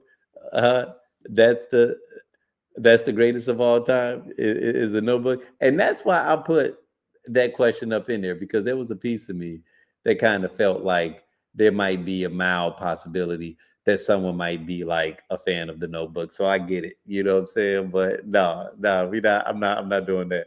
I'm going to go with Love Jones. Okay. I'm gonna say Love Jones. Um, Curious to get you guys' feedback on this one. But that's the school I come from. I come from the school of Love Jones. Let's see what the people thought. You said you threw some good ones in there, but Love and Basketball.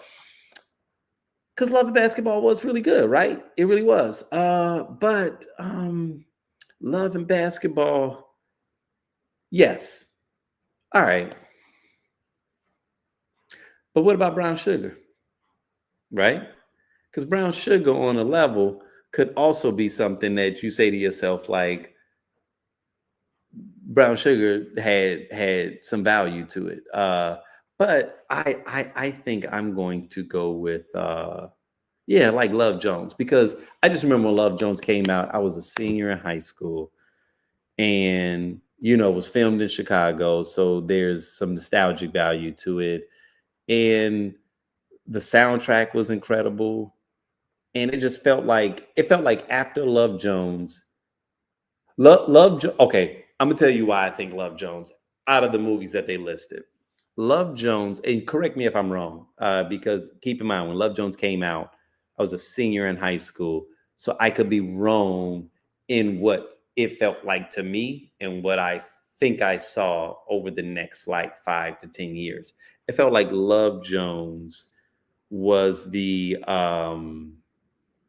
early manifestation of the Black love story in that neo soul space, and from that point forward, not only did every other movie kind of use Love Jones as a blueprint, but I felt like even culturally, you started seeing a lot of events that modeled the vibe that they had in Love Jones. And now all of a sudden you started seeing a lot of spoken word spots that started popping up, where people wanted to, have that sexy neo soul vibe. Like Love Jones set the tone that made everybody want to, how they say, does life imitate art, or does art imitate life? And sometimes it's like it's a bit of both.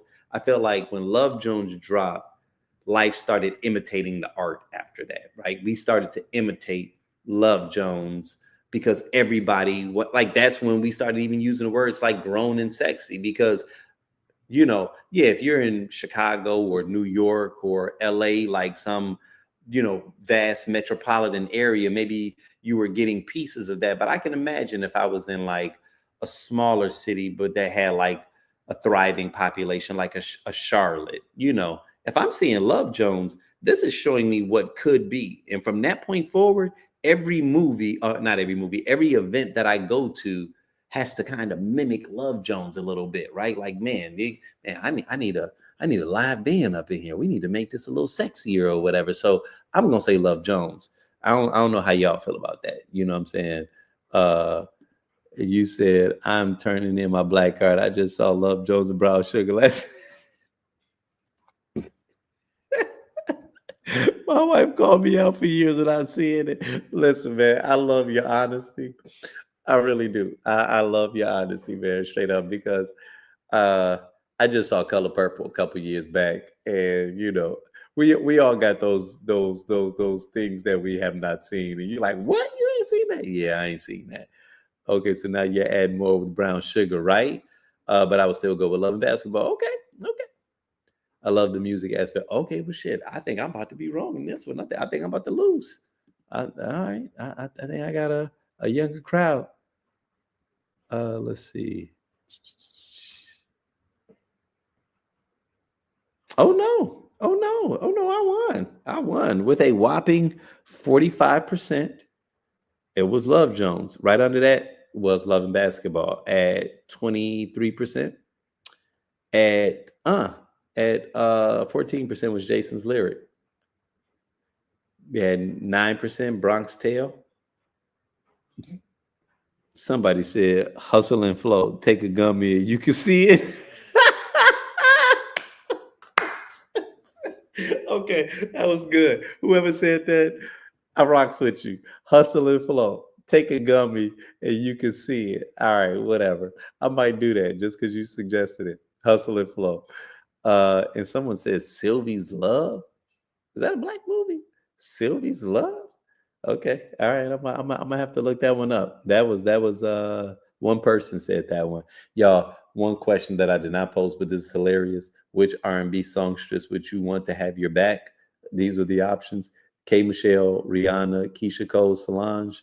Solange won with a whopping 65%. I just had to throw that out there. All right, you guys, for the final question. That you're killing me, right? Okay, so for the final question, right? And I appreciate y'all for hanging out. You know what I'm saying? This is the final question of the evening. Let's see what we got. Best television sitcom. Oh, nope. Best television sitcom of all time, right? Best television sitcom of all time. Now, we got some options. We got The Cosby Show. We got Martin. We have Good Times and Fresh Prince, right? And this is to be clear, this is a all-star lineup, right? So I'm not going to be mad where you go. But if we're being honest, it's only one real answer. Best television sitcom of all time. We got The Cosby Show. We have Martin. We have Good Times and Fresh Prince. So on a personal level, I ain't going to say Good Times just because, and y'all don't judge me. This ain't me being bourgeois, right? Because it ain't even like I got the money to be qualified as bourgeois, but I'm gonna just say it was way too much poverty in Good Times for me to consider that a comedy, right? I just, to this day, just them being in the projects and struggling to make ends meet. I'll be having issues, man, with struggle programming. That's this shit's a little too close to the core. You know what I'm saying? Like I don't sign up. There's two things I don't like. I don't like watching movies where people are mired in poverty, or movies when they are in the cold. Like the what was that? The Revenant. As good of a movie as that was, it was way too cold in that movie. I was more bothered by the fact that it was cold in that movie than the fact that Leonardo got torn apart by that bear. Like I don't like watching movies that are just in the cold all the time and it just looks like they're just miserable. You know what I'm saying? And coming from Chicago, you think I wouldn't have that much of a problem, but maybe that's why I'm just like, no, this is not entertainment for me. But in this particular one, I'm gonna say the Cosby Show. What good time? See, there you go. See, y'all on that bullshit. Martin for you. Okay. You said I used to come home to watch Martin. Damn, I might lose this one. All right, so all right, we got a lot of Martins. Okay. All right. I think it's the Cosby Show. Okay. And I get it. We ain't too much rocking with Bill right now because, the whole, drugging and sexually assaulting dozens of women. I understand that. But Heathcliff Huxtable is a different person, right? So if we separate the two, and I get it, like, yes, it was more popular, but like, am I wrong in feeling like there were way more iconic moments in the Cosby Show than there was in Martin? Like, I can think back to like maybe 4 or 5 what I would consider iconic moments in Martin. I can probably easily give you like 10 with the Cosby Show, right? Like the Gordon Gartrell episode alone is, I just even when me thinking about it right now, it makes me want to laugh, right? Of my man coming in and saying, it's tucked into my socks. Like, yo, stop it. The Cosby Show, would you say the Cosby Show is Black excellence, right? Right. So what would you say we talk about all the time? I don't want to see struggle all the time. Right. I'm telling you, look, I don't know if y'all heard. Actually, I think it might have came out where they did a like a remake, a cartoon remake on Netflix. And they had some big names in there, some heavy hitters, man. But like, man, people were trashing it, man. They felt like it was just horrible. But listen, let's see what the people say.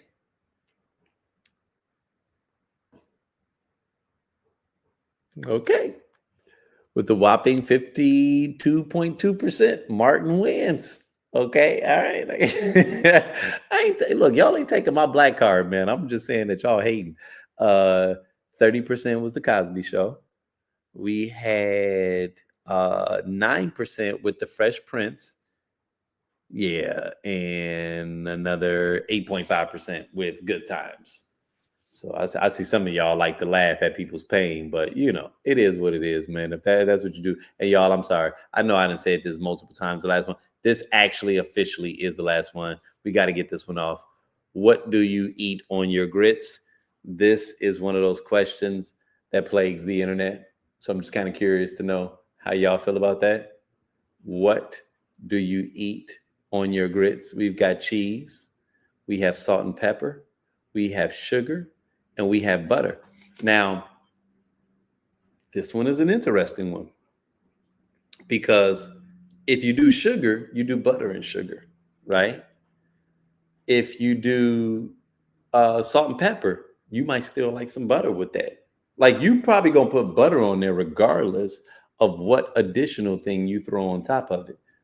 Who eats it with sugar and just eats it with sugar and no butter? It's butter and sugar, right? But the fact that they gave you these 4 means that you now have to determine what's more important, the butter or the sugar. If you had to take one and not the next, which one would it be? Okay. Let's see what the people got to say about this. Because this is kind of fascinating. All right, what we got?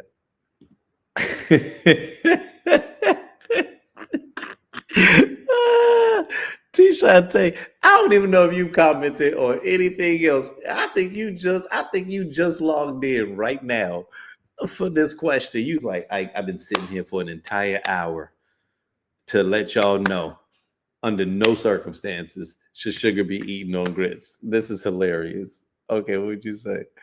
All of the above except sugar. Okay, so here's the deal, y'all. I, I feel like sugar gets a bad rap, right?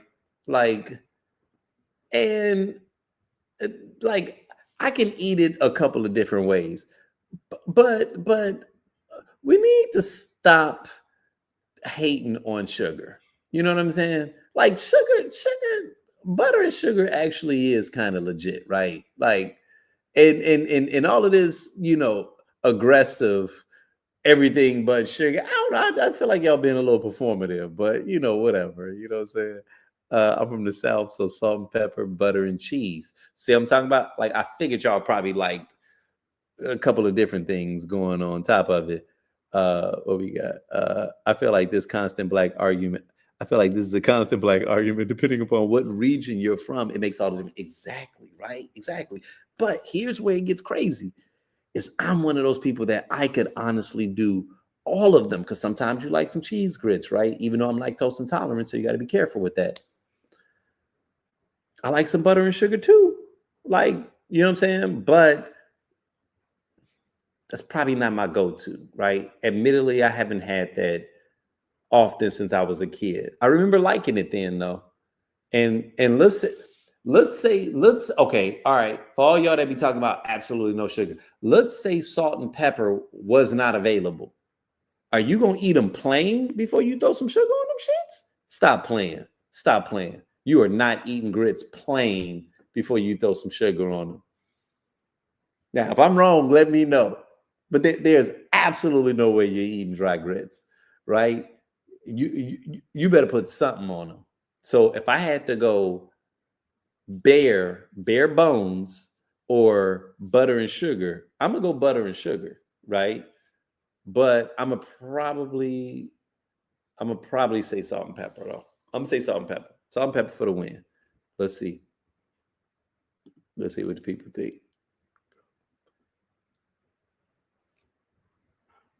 Y'all, with a whopping 37.5%, sugar won.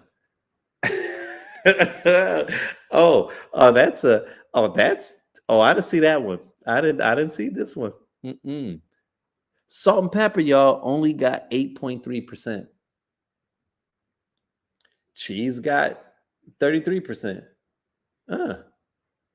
And butter got 21%. Fascinating. Wow. Okay.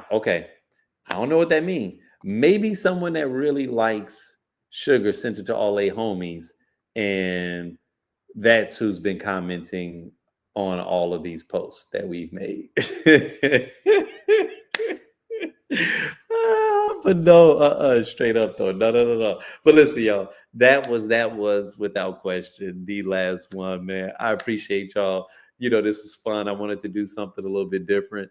And just wait a minute, hold on. Oh snap, hold on. I'd have had a whole bunch of other ones that it came in. Hold on, we said all of the above, but not sugar. See, y'all be hating, man. Y'all be hating. If I'm going to eat sugar and grits, I may as well eat oatmeal. Whatever. Okay. Now we'll admit it does make it a little closer to cream of wheat, right? But it is what it is. You say yes, Lynn Dixon. Whatever. We don't hate sugar, just sugar on grits.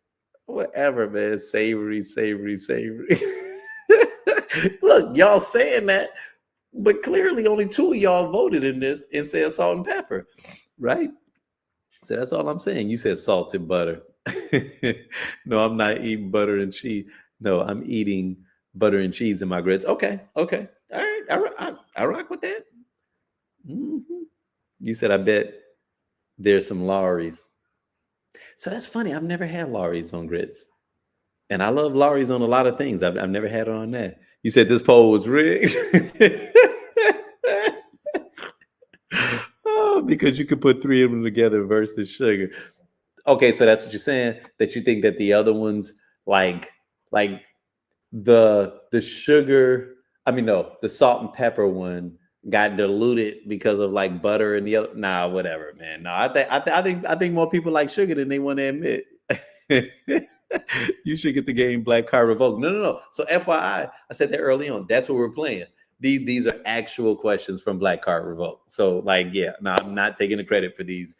Every question that I posted tonight was Black Card Revoked. And you guys, if you all do not own the game, I definitely recommend that you do it. And it's a lot of fun, right? Because some questions are like, okay, there's a definite answer to this, but a lot of it is just crowd participation. And so getting your Black Card revoked is just going to be your Black Card is going to get revoked in that particular room. But you know, I'm in a space, and I'll say this just kind of as I close, as I wrap, is that like I'm in a space, y'all, of circling the wagons, man, circling the wagons, you know, and I share often. I always like I always have to say this in the onset, that it's not about who you voted for, right? Now I say that in a mildly ambivalent way because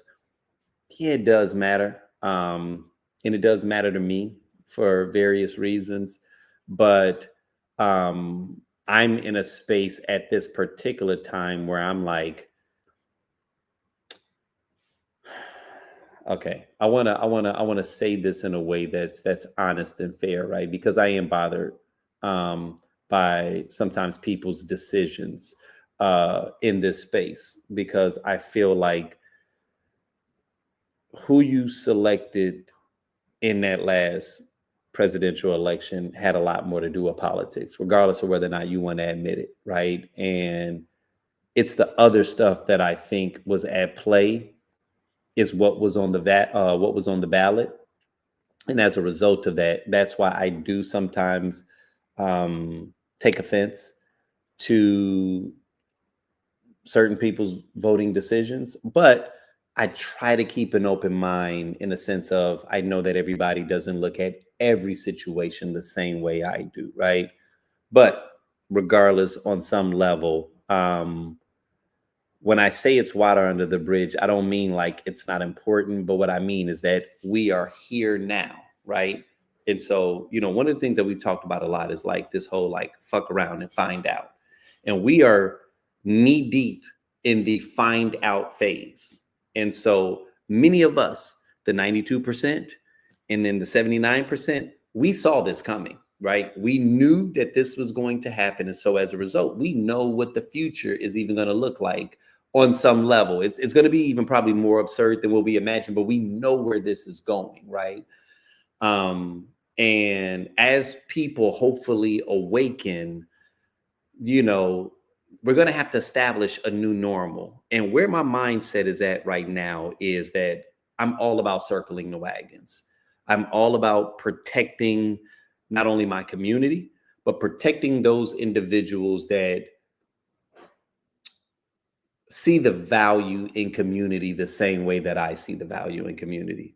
I'm not in this space where I'm like, oh, if you're Black, I'm automatically rooting for you. No, because what we have seen is that a lot of people can share a similar complexion, they can share a similar background, they can share a similar cultural lineage, and just be completely out there right now as it relates to where their head is at, right? Like, I mean, I'm not going to go into the specifics, but someone that is very close to me and very near and dear to my heart, I'm realizing that me and this individual are at odds and we are seeing the world through a very different lens right now. And I'm trying to personally navigate my way through this because as much as I want to dismiss anybody that made what I think is one of the most absurd decisions that anybody could have made and for the highest office in the land, and I don't 100% know who he voted for, but I know where his mind is at right now. And it is not in alignment with me, but we have such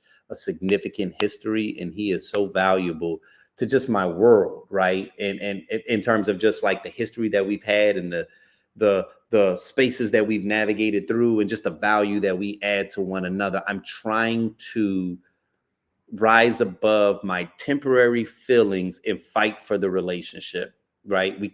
We can't talk about politics even as this absurdities continues to happen. I refuse to send him any post about it. I refuse to say anything about it. He's going to have to broach these topics with me, and he's going to have to acknowledge an awakening and understanding that, yeah, bro, I think I got radicalized or whatever, right? Like maybe he was on that Joe Rogan train between Joe Rogan and Twitter. Like a lot of people get radicalized, right? Because, you know, we're all getting fed content, and depending upon, you know, past trauma, past experiences, the current space that you're at, it can manipulate how you are viewing this world. And I see that a lot. And I do understand that we all view the world through very different lenses. But I'm very much about my people right now. I'm very much about circling the wagons and supporting those that desire the same kind of world that I desire, which is one that's inclusive, which is one that is open, which is one that is honest, which is one that is fair, which is one that is equitable, right? Everybody's talking about this meritocracy shit right now. And it's like, yo, Black people are very much into meritocracy, right? We want to be judged off of our character. Back in the days from what Martin Luther King said, judge me by the content of my character and not the color of my skin. But while they're talking about meritocracy, they're saying that, but they are going to make a decision based upon what they will call now a culture fit, right? That's the word that corporate America likes to use, culture fit, right? But we all come from different cultures. So if you're not seeking inclusion, then what culture are you talking about? The Aryan culture? Like, call it what it is, right? Stop using these fancy buzzwords looking for new ways to discriminate. You know what I'm saying? So it's like me understanding that, like, as we get deeper and deeper into this space, people are going to have to take sides, and you all may not see it now. I'm seeing a lot of people, even on social media, like they want to walk this fine line, right? Because, you know, they want to go back to the space of where we were all apolitical. And it's like, I get it. You know, I've been seeing a lot of posts that have been popping up. I saw one, it was 4 days after the inauguration, and it was in an all Black group for Phoenicians here in Arizona. And someone was basically saying something like, man, is this like a political group? Every post now is like political and da da da da da, you know. And so there was a lot of feedback in there, and everybody had their thoughts, and I obviously share mine. And I'm thinking in the back of my mind, 4 days ago, we elected, I'm not even gonna go into it. Y'all know who this dude is, but for those of us that think this was the most absurd decision that America could have made, you're telling me that 4 days in, you're tired of seeing posts in a group of all Black people in a red state, right? And I'm starting to see more of these posts pop up of, I guess, just people that are just getting tired of all the political talk, right? And on one level, I can understand it. On one level, I can understand the exhaustion that can come from being in a space where you feel like all I see in my news feed is negativity, right? And that desire for lighter energy, for more positive energy. I can understand that. I can understand the desire to want to see that. However, y'all, we are literally 1 week out of a decision that is one of the most major decisions that has been made in American history in my lifetime. We have never seen this, right? I don't care how you feel about certain things. This dude led an attempted coup on the Capitol building, and we elected him again, a twice impeached person we've elected back into the office. And we already saw the blueprint, and he's now enacting it. And I'm noticing a few posts that are coming up of people that are getting tired of talking about it. And we're only 1 week in. And you guys, this to me is dangerous as shit. I don't know any other way to say it. To me, this is incredibly dangerous, because what this feels like to me is Black apathy.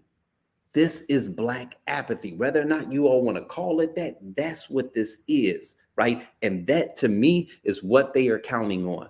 That is what they are hoping for. They are hoping that you get tired of this. That's one of the biggest things that Trump does, is he knows how to gaslight. He knows how to a smoke screen. He knows how to get you so focused on all of this other absurd stuff that you get exhausted. And what we are starting to do is we're starting to normalize absurdity. That is the space that we're in.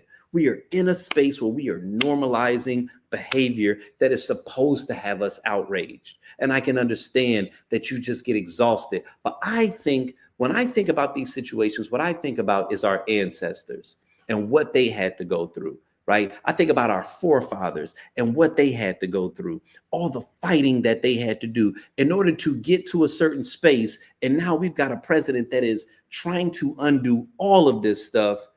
And now online, because you're getting tired of hearing it, we're supposed to stop talking about it? Yo, what the fuck are we doing? I'm not saying that I'm expecting you to go grab your gun and go storm the Capitol, but what happens when we stop talking? Y'all don't see that as being dangerous? Y'all, I don't care if this bothered you to the core. I don't care if you get up every day and you make a post about it on social media. I'm personally in the mental and emotional space where I'm going to give you the bandwidth to do that. And if I ever just feel the need to snooze you, we have the right to do that. I can snooze you. I can unfollow you. Hell, if it's too aggressive, I can unfriend you. But for people to be hopping online and to be more or less castigating people for utilizing their voice to share their frustration, I'm like, okay, so the hell with a Montgomery bus boycott, right? A civil rights movement and all the sacrifices that our forefathers have had to make. You're telling me that we are so apathetic nowadays that within 7 days, you don't even want to see it in your voluntary news feed. You just want people to shut up. Okay, well then here's my question for you. When do you think it's safe for us to start talking about our outrage again? What's the moratorium on the absurdity that we're seeing? Should we wait until they pull the ships back up at the harbor? Should we wait until we hear the cracking of the whips and the chains jingling? And I know that that feels like hyperbole, but I just want to know, how absurd does it have to get before you feel comfortable with people being upset with what is clearly absurd, right? And it's okay to be outraged. To be sane in this nation is to be outraged, is to be angry. James Baldwin said that. There's no way to be conscious and not be angry, right? And my thinking is this: I understand that sometimes everybody doesn't know how to handle it. I know that sometimes you don't want to just consume it so much to where it makes your days dark. You don't want to consume so much to where you get depressed. I understand the need to be able to balance it. But here's my thing. Don't think that silence is going to make the shit easier. Don't think that because you ignore it, that somehow we're just going to gracefully swing through these next 4 years unscathed. Y'all, this is not a game, right? We've seen what government can do when left unchecked. That is what happened with the crack epidemic in the 80s. And we are still in 2025 feeling the effects of what that did to our community, the way it decimated our community for generations, right? Black men being locked up, people being born crack babies, all of that type of stuff, right? People being raised in households without mother and father. Like, all of this was done, and this was government sanctioned, right? So like, y'all, I'm not trying to be the person to like put the battery in people's back, but y'all, like, man, y'all, listen, I get it. It might be uncomfortable. We are in a time where it's okay to be uncomfortable sometimes. Find some shit that's your happy space, but allow yourself the opportunity, allow yourself the permission to be outraged, because this is not normal. It's not normal, right? And silence, whether or not you want to acknowledge it, is complicity. If you don't recognize that it is, if you don't say anything about it on a level, you're saying, I'm cool with it. And at what point is it okay for us to start talking about it? And by the time that we realize, oh, we should start saying something about it, it's probably too damn late. It's probably too late. So don't get into that apathetic space where we're apologizing, where, oh, I'm tired of reading this. Well, what you want to do? What, you want to go back to tap dancing? These ain't the times for us to just pretend like we don't know what's happening. And it's okay to be uncomfortable. That's called life. I promise you, your parents went through it. I promise you, your grandparents went through it. I promise you, our forefathers went through it. And whatever it is that we're about to go through fails in comparison to what they actually went through. So let's not be cowards. Let's not be weaklings. Let's not get to this space where we are so apathetic to where we're just sitting on our hands. Because you want to know something? Our counterparts, they about that action. That's why they stormed that damn Capitol. That's why for 4 years they were talking about it ad nauseum on all of their channels, on all of their radio stations, right? On all of their content. They didn't get tired. They understand what it takes to be in a fight. We've gotten into this space where we want to goddamn party all the damn time. And I'm not saying you got to be angry, but the one thing we do not want to do, I implore you all, is to stop talking about it. Because I get it. People like, well, I mean, y'all ain't talking about nothing, but then, when are we going to get some action? And see, to me, that's a cop out. That's a cop out, because if you feel like action is what the people need, then what are you doing? What movement are you trying to set in place? What wheels are you trying to get greased and get in motion? But just to use that to ridicule the people that are voicing their genuine and authentic frustration, right? Their vindicated frustration, because you're mad and you tired of hearing about it or whatever. And so then you start pointing fingers, well, y'all ain't gonna never do nothing about it, and then we start becoming condescending. Don't do that. Because first off, movements take time to build. It's okay to sit and mire in our frustration temporarily. That's life, y'all. Part of what keeps you present, just as a bit of advice, part of what keeps you present is your capacity and your willingness to remain in the moment and to feel whatever it is that you're feeling. You never want to get to a point where you deny the emotions, where you keep pushing them down and you believe that they're just going to mysteriously go away. When has that ever worked for you, for us as a people, or for anyone in history? Oh, I'm feeling some pain. Oh, let me just ignore it. It'll probably go away. Okay, yeah, now it's stage 5, right? Because you were not actually, oh man, I hear something in my engine. Oh, I'm gonna just ignore it. It'll probably go away. Now you got to get your whole transmission or your whole engine replaced, right? If you are feeling frustrated, y'all, that's an indication. Pain is the best teacher, and it gives you clues that something is not right. So don't try to whisk this away. Don't try to make yourself happy. It's okay to be happy in moments. It's okay to seek joy. Do y'all know how many pictures I see of Martin Luther King where he was smiling? He allowed himself an opportunity to have joy. He and Malcolm X, right? Like, because you're connected, because you're passionate, because you're involved, don't mean you got to be angry all the damn time. It just means you got to balance it. You see what I'm saying? But let's not get to the point where we're like, oh yeah, I'm tired of hearing about it. And so now I'm also talking stuff about people that are also keeping it going, because I promise you this is not going to play out the way that you think it's going to play out. And you'll look up, in these 4 years will literally set our people back a generation or two. And we don't have that kind of time, y'all. We ain't got that kind of time.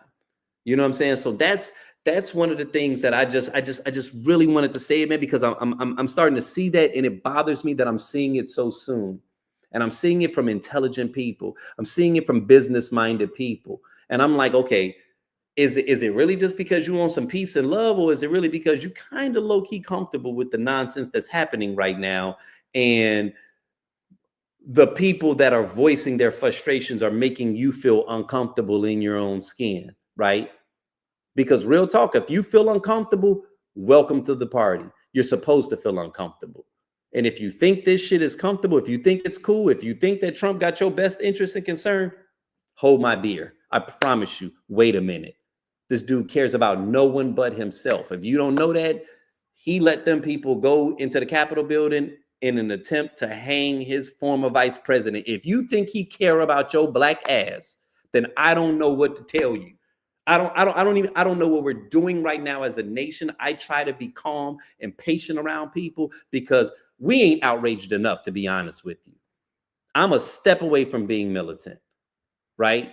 And I'm normally the middle of the fence kind of guy, and not middle of the fence like, oh, they're both good, but like the type of person that I do tequila tales. I have to be able to come into a room with people that view life a bunch of different ways. And what makes me be able to do my job is I can put myself in your position and see the world how you see it. That's my gift. And in this space, this shit don't make no sense to me. It makes no sense. So I'm not even trying to hear what the other side says because I know it doesn't have any value. And I'm not on that, y'all. I'm not on that. You can lie to somebody else, right? Lie to somebody else. And I'm gonna have my moments of joy. We're gonna have moments where we being silly the same way that we were doing tonight where we have fun. But when it's time to lock in and it's time to be honest and it's time to be truthful, I'm not about to sit here and play around with y'all. Because what I'm not gonna do is look back a year from now, 2 years from now, 4 years from now, and be like, man, what if? Like, we don't know that this is absurd, right? And so I get it. We don't have an action plan just yet. You know what I'm saying? And so I don't want y'all to feel like, oh, gloom, doom, because I'll be honest with y'all. I actually feel rather optimistic about everything. I feel incredibly optimistic. I do not think that this is going to play out the way that they think it's going to play out. I don't. I don't. I think that we are going to look back and we may end up realizing that Trump did make America great again, but not the way that he thought he was going to make it. Right. So I am very optimistic about just some of the chatter that I'm starting to see, the fact that I'm seeing people move and mobilize and shift in certain ways. You know what I'm saying? And I want to encourage you all to feel that way, right? And I also I want to encourage you all to be honest with yourself, right? Because you do know where you're at mentally, you do know where you're at emotionally, you do know where you're at spiritually. You know what I'm saying? And my goal is not to get you into a space where you are depressed or just the way that you show up in life is less than appropriate. I know many of us have children, you know what I'm saying? And we got to put on a happy face, man, for those that we love. And so I understand that all of our situations are different. You know what I'm saying? So I'm not here to say that we all have to be the same way, right? Like, when the Montgomery bus boycotts happened, right? Everybody was not in a position to participate in that. Certain people that probably wanted to participate might not have been able to because they couldn't find a ride that could take them an hour across town and they had children and bills had to be paid, right? So there's multiple ways of how you can be civically involved. There's multiple ways of how you can get active. I know one of the big things that everybody's talking about right now is like the boycotts, right? And it's like, oh, we got to boycott this, we got to boycott that. And listen, if you are in a position to boycott, if it makes sense for you, then get after it, right? But also understand that that's not the only way to be active. That's not the only way to be intentional with how you spend your dollars. So instead of saying, don't go to Target, because no, there's still several Black people that have businesses in Target, right? Just be intentional when you do go to Target, right? Because everybody loves Costco right now. But from what I understand, there aren't many Black businesses that are in Costco because of the way that their business structure is set up. You have to be able to sell wholesale, and many of our businesses don't have the capacity to be able to give them the volume that they need. And so it's like, yeah, we're excited to go to Costco because they're championing DEI. But meanwhile, DEI, one, has benefited far more Asians and white women than it has Black people. But then you'll be in Costco spending all your money amongst a bunch of white owners while ignoring Target in these other areas that may have Black products in there. So that's what I'm saying. Like, we feel your emotions, but we can't get caught in just a knee-jerk reaction, right? And it's going to take time. You know what I'm saying? It's going to take time. Give yourself permission to feel whatever emotion it is that you feel. Give other people the space. You know what I'm saying? But like I said, I just really wanted to give this message because the apathy, I think, erodes us from within, because One, you may get tired of it, and so then you get disengaged, and then other people that are still feeling passionate about it starts to feel inadequate or like they're doing something wrong, and so then they start ignoring their emotions, and then it's like, this does not make the world better. It just because you're not talking about it don't mean you're not feeling it. Don't mean that the news isn't still reporting. It doesn't mean that you're not still being affected by it, right? And so I understand our desire to want to see some solutions and our desire to want to be able to move forward. But I'm telling you, and I'm saying this as the person that created and that runs the Tequila Tales, I cannot stress enough the importance and the value of communication, right? And the moment that we stop talking, the moment that we stop communicating, the moment that we stop sharing how we feel authentically, man, we take a nosedive, right?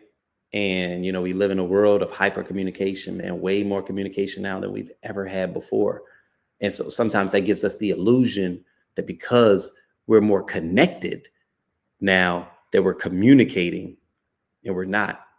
You know what I'm saying? So like I said, if it's too much, if somebody's just over the top or whatever, man, snooze them. You know what I'm saying? But let's be sensitive to when we are telling people how they should use their voice, right? Because you don't know what a person is working through. You don't know what trauma they are dealing with or what fears they are fighting every day. And sometimes that outlet, sometimes that capacity to just get it out, it can be therapy for a person, right? Because when you don't speak on it, when you keep bottling that shit up, that's how you start getting people that go into public places and have breakdowns and just start leveling people. These are people that felt disconnected. How does that old African proverb go? That when a person doesn't feel, connected to the community, that or when they don't feel the warmth of the community, they'll burn down the village to feel its warmth. You know what I'm saying? Like, yeah, I think it's something like that. When a child doesn't feel connected to the community, they'll burn down the village to feel its warmth, right? And that's profound when you really think about that. You know what I'm saying? How much occurs, how much we experience, how much of it is predicated on our desire to feel seen, to feel heard, to feel acknowledged. You know what I mean? And so, we always talking about mental health and, oh man, check in on your strong friends and da da da da. But here we are a week out after the election, and we tired of hearing someone share their genuine fears of what feels calamitous in some levels, right? And so, we're all at different spaces, right? We're all trying to figure this out as we go along, man. And like I said, when it comes to us as people, man, I really want to take this opportunity, man, for us to figure out what it really means when we circle these wagons, and we'll have more examples of what that looks like, you know what I'm saying? But, it's going to be on multiple fronts. Sometimes it's going to be financial. Sometimes it's going to be socially, sometimes it's going to be emotionally, right? Just you being present, you being there, you looking at your brother or sister and just acknowledging them. Hey, are you okay? Asking them, oh, okay, no, I just want to check. You know what I'm saying? Nobody's asking you to be a therapist, but just for a moment, recognizing that we're all sharing this space together, right? I think that could be a renaissance for us.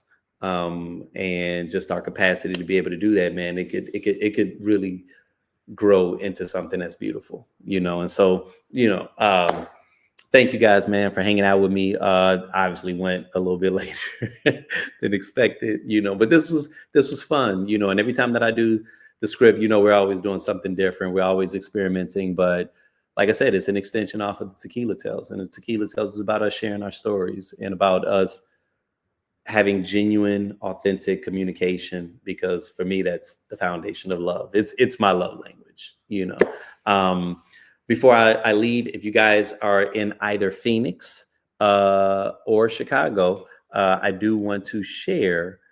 Well, actually, you know what? No. So I don't care where you at. If you're watching this, I want you guys to go ahead and join the inner circle, because one of the things that has been a gift has been the Tequila Tales for me, right? And a few of you guys that are, watching right now, I know you from the Tequila Tales, and y'all know it's a vibe. It's community. It's a gathering of like-minded individuals. We do not agree on everything. Matter of fact, it's quite a bit of diversity inside the room, but there's something special about people that see value in coming out and communicating and just vibing and building with the community. But it's not like over the top heavy like that. We have fun, we got bands, we got DJs, and it's just a vibe, man. So when I talk about circling the wagons, we're gonna need these safe spaces for us to be able to communicate and to be able to love on one another. And so if you're not a part of the inner circle, I want to encourage you to become a part of it. I do not blow up your text message. I just send you a text message when the show is in your city, just to give you a heads up and you get first look. If you can't make it, it's all good. But the tough part sometimes is getting the message out to you. Sometimes people follow us on social media and they think, oh, I'll see when they post it. Nah, Facebook and Instagram picks and chooses what they decide to show you, and very seldom is it the people you actually follow, right? So I just wanted to put that on you all's radar. Like I said, if you're going to be in Chicago on February 13th, that is our 12th year anniversary. We're going to also celebrate our anniversary here on February 20th. Chicago is going to be live tomorrow. February 20th is going to be live probably by Friday. And I know y'all been seeing me up here, man, and y'all probably been saying to yourself, man, that sweater you got on is ill. You know what I'm saying? Protect your peace. Block niggas. It's a T3T. I always, sometimes you want to say it with your chest, right? Sometimes the best truths, are can be worn, right? And so that's kind of what this is. And we have new pieces that we add from week to week, but on occasion, go ahead and peruse it. Feel free to, order something. We got a lot of nice little pieces. I had a hoodie on last week that was actually very comfortable. I'm pretty pleased with the quality of this particular company that I'm working with. But yeah, you guys, man, would you say, oh, hold on. I definitely want to check it out. If I visit Phoenix, positive, safe space. Absolutely. Absolutely. Oh, okay. Okay. Listen, Washington, DC, we are coming. We are coming to the to that area. So just know, oh, wait a minute, DFW. Is that DFW? Actually, I could have been wrong with that. But just know that we are 2025, we're going to be expanding to 6 different cities. And if enough people sign up to the list in various areas, it's nothing for me to put something together because, yeah, I want this to be in as many places as possible because I want to continue to grow this. I want to continue to grow what this is. And I want to continue to hear from just more people that I feel like are of similar spirit as me. Right. So with that being said, you guys, man, it was a lot of fun.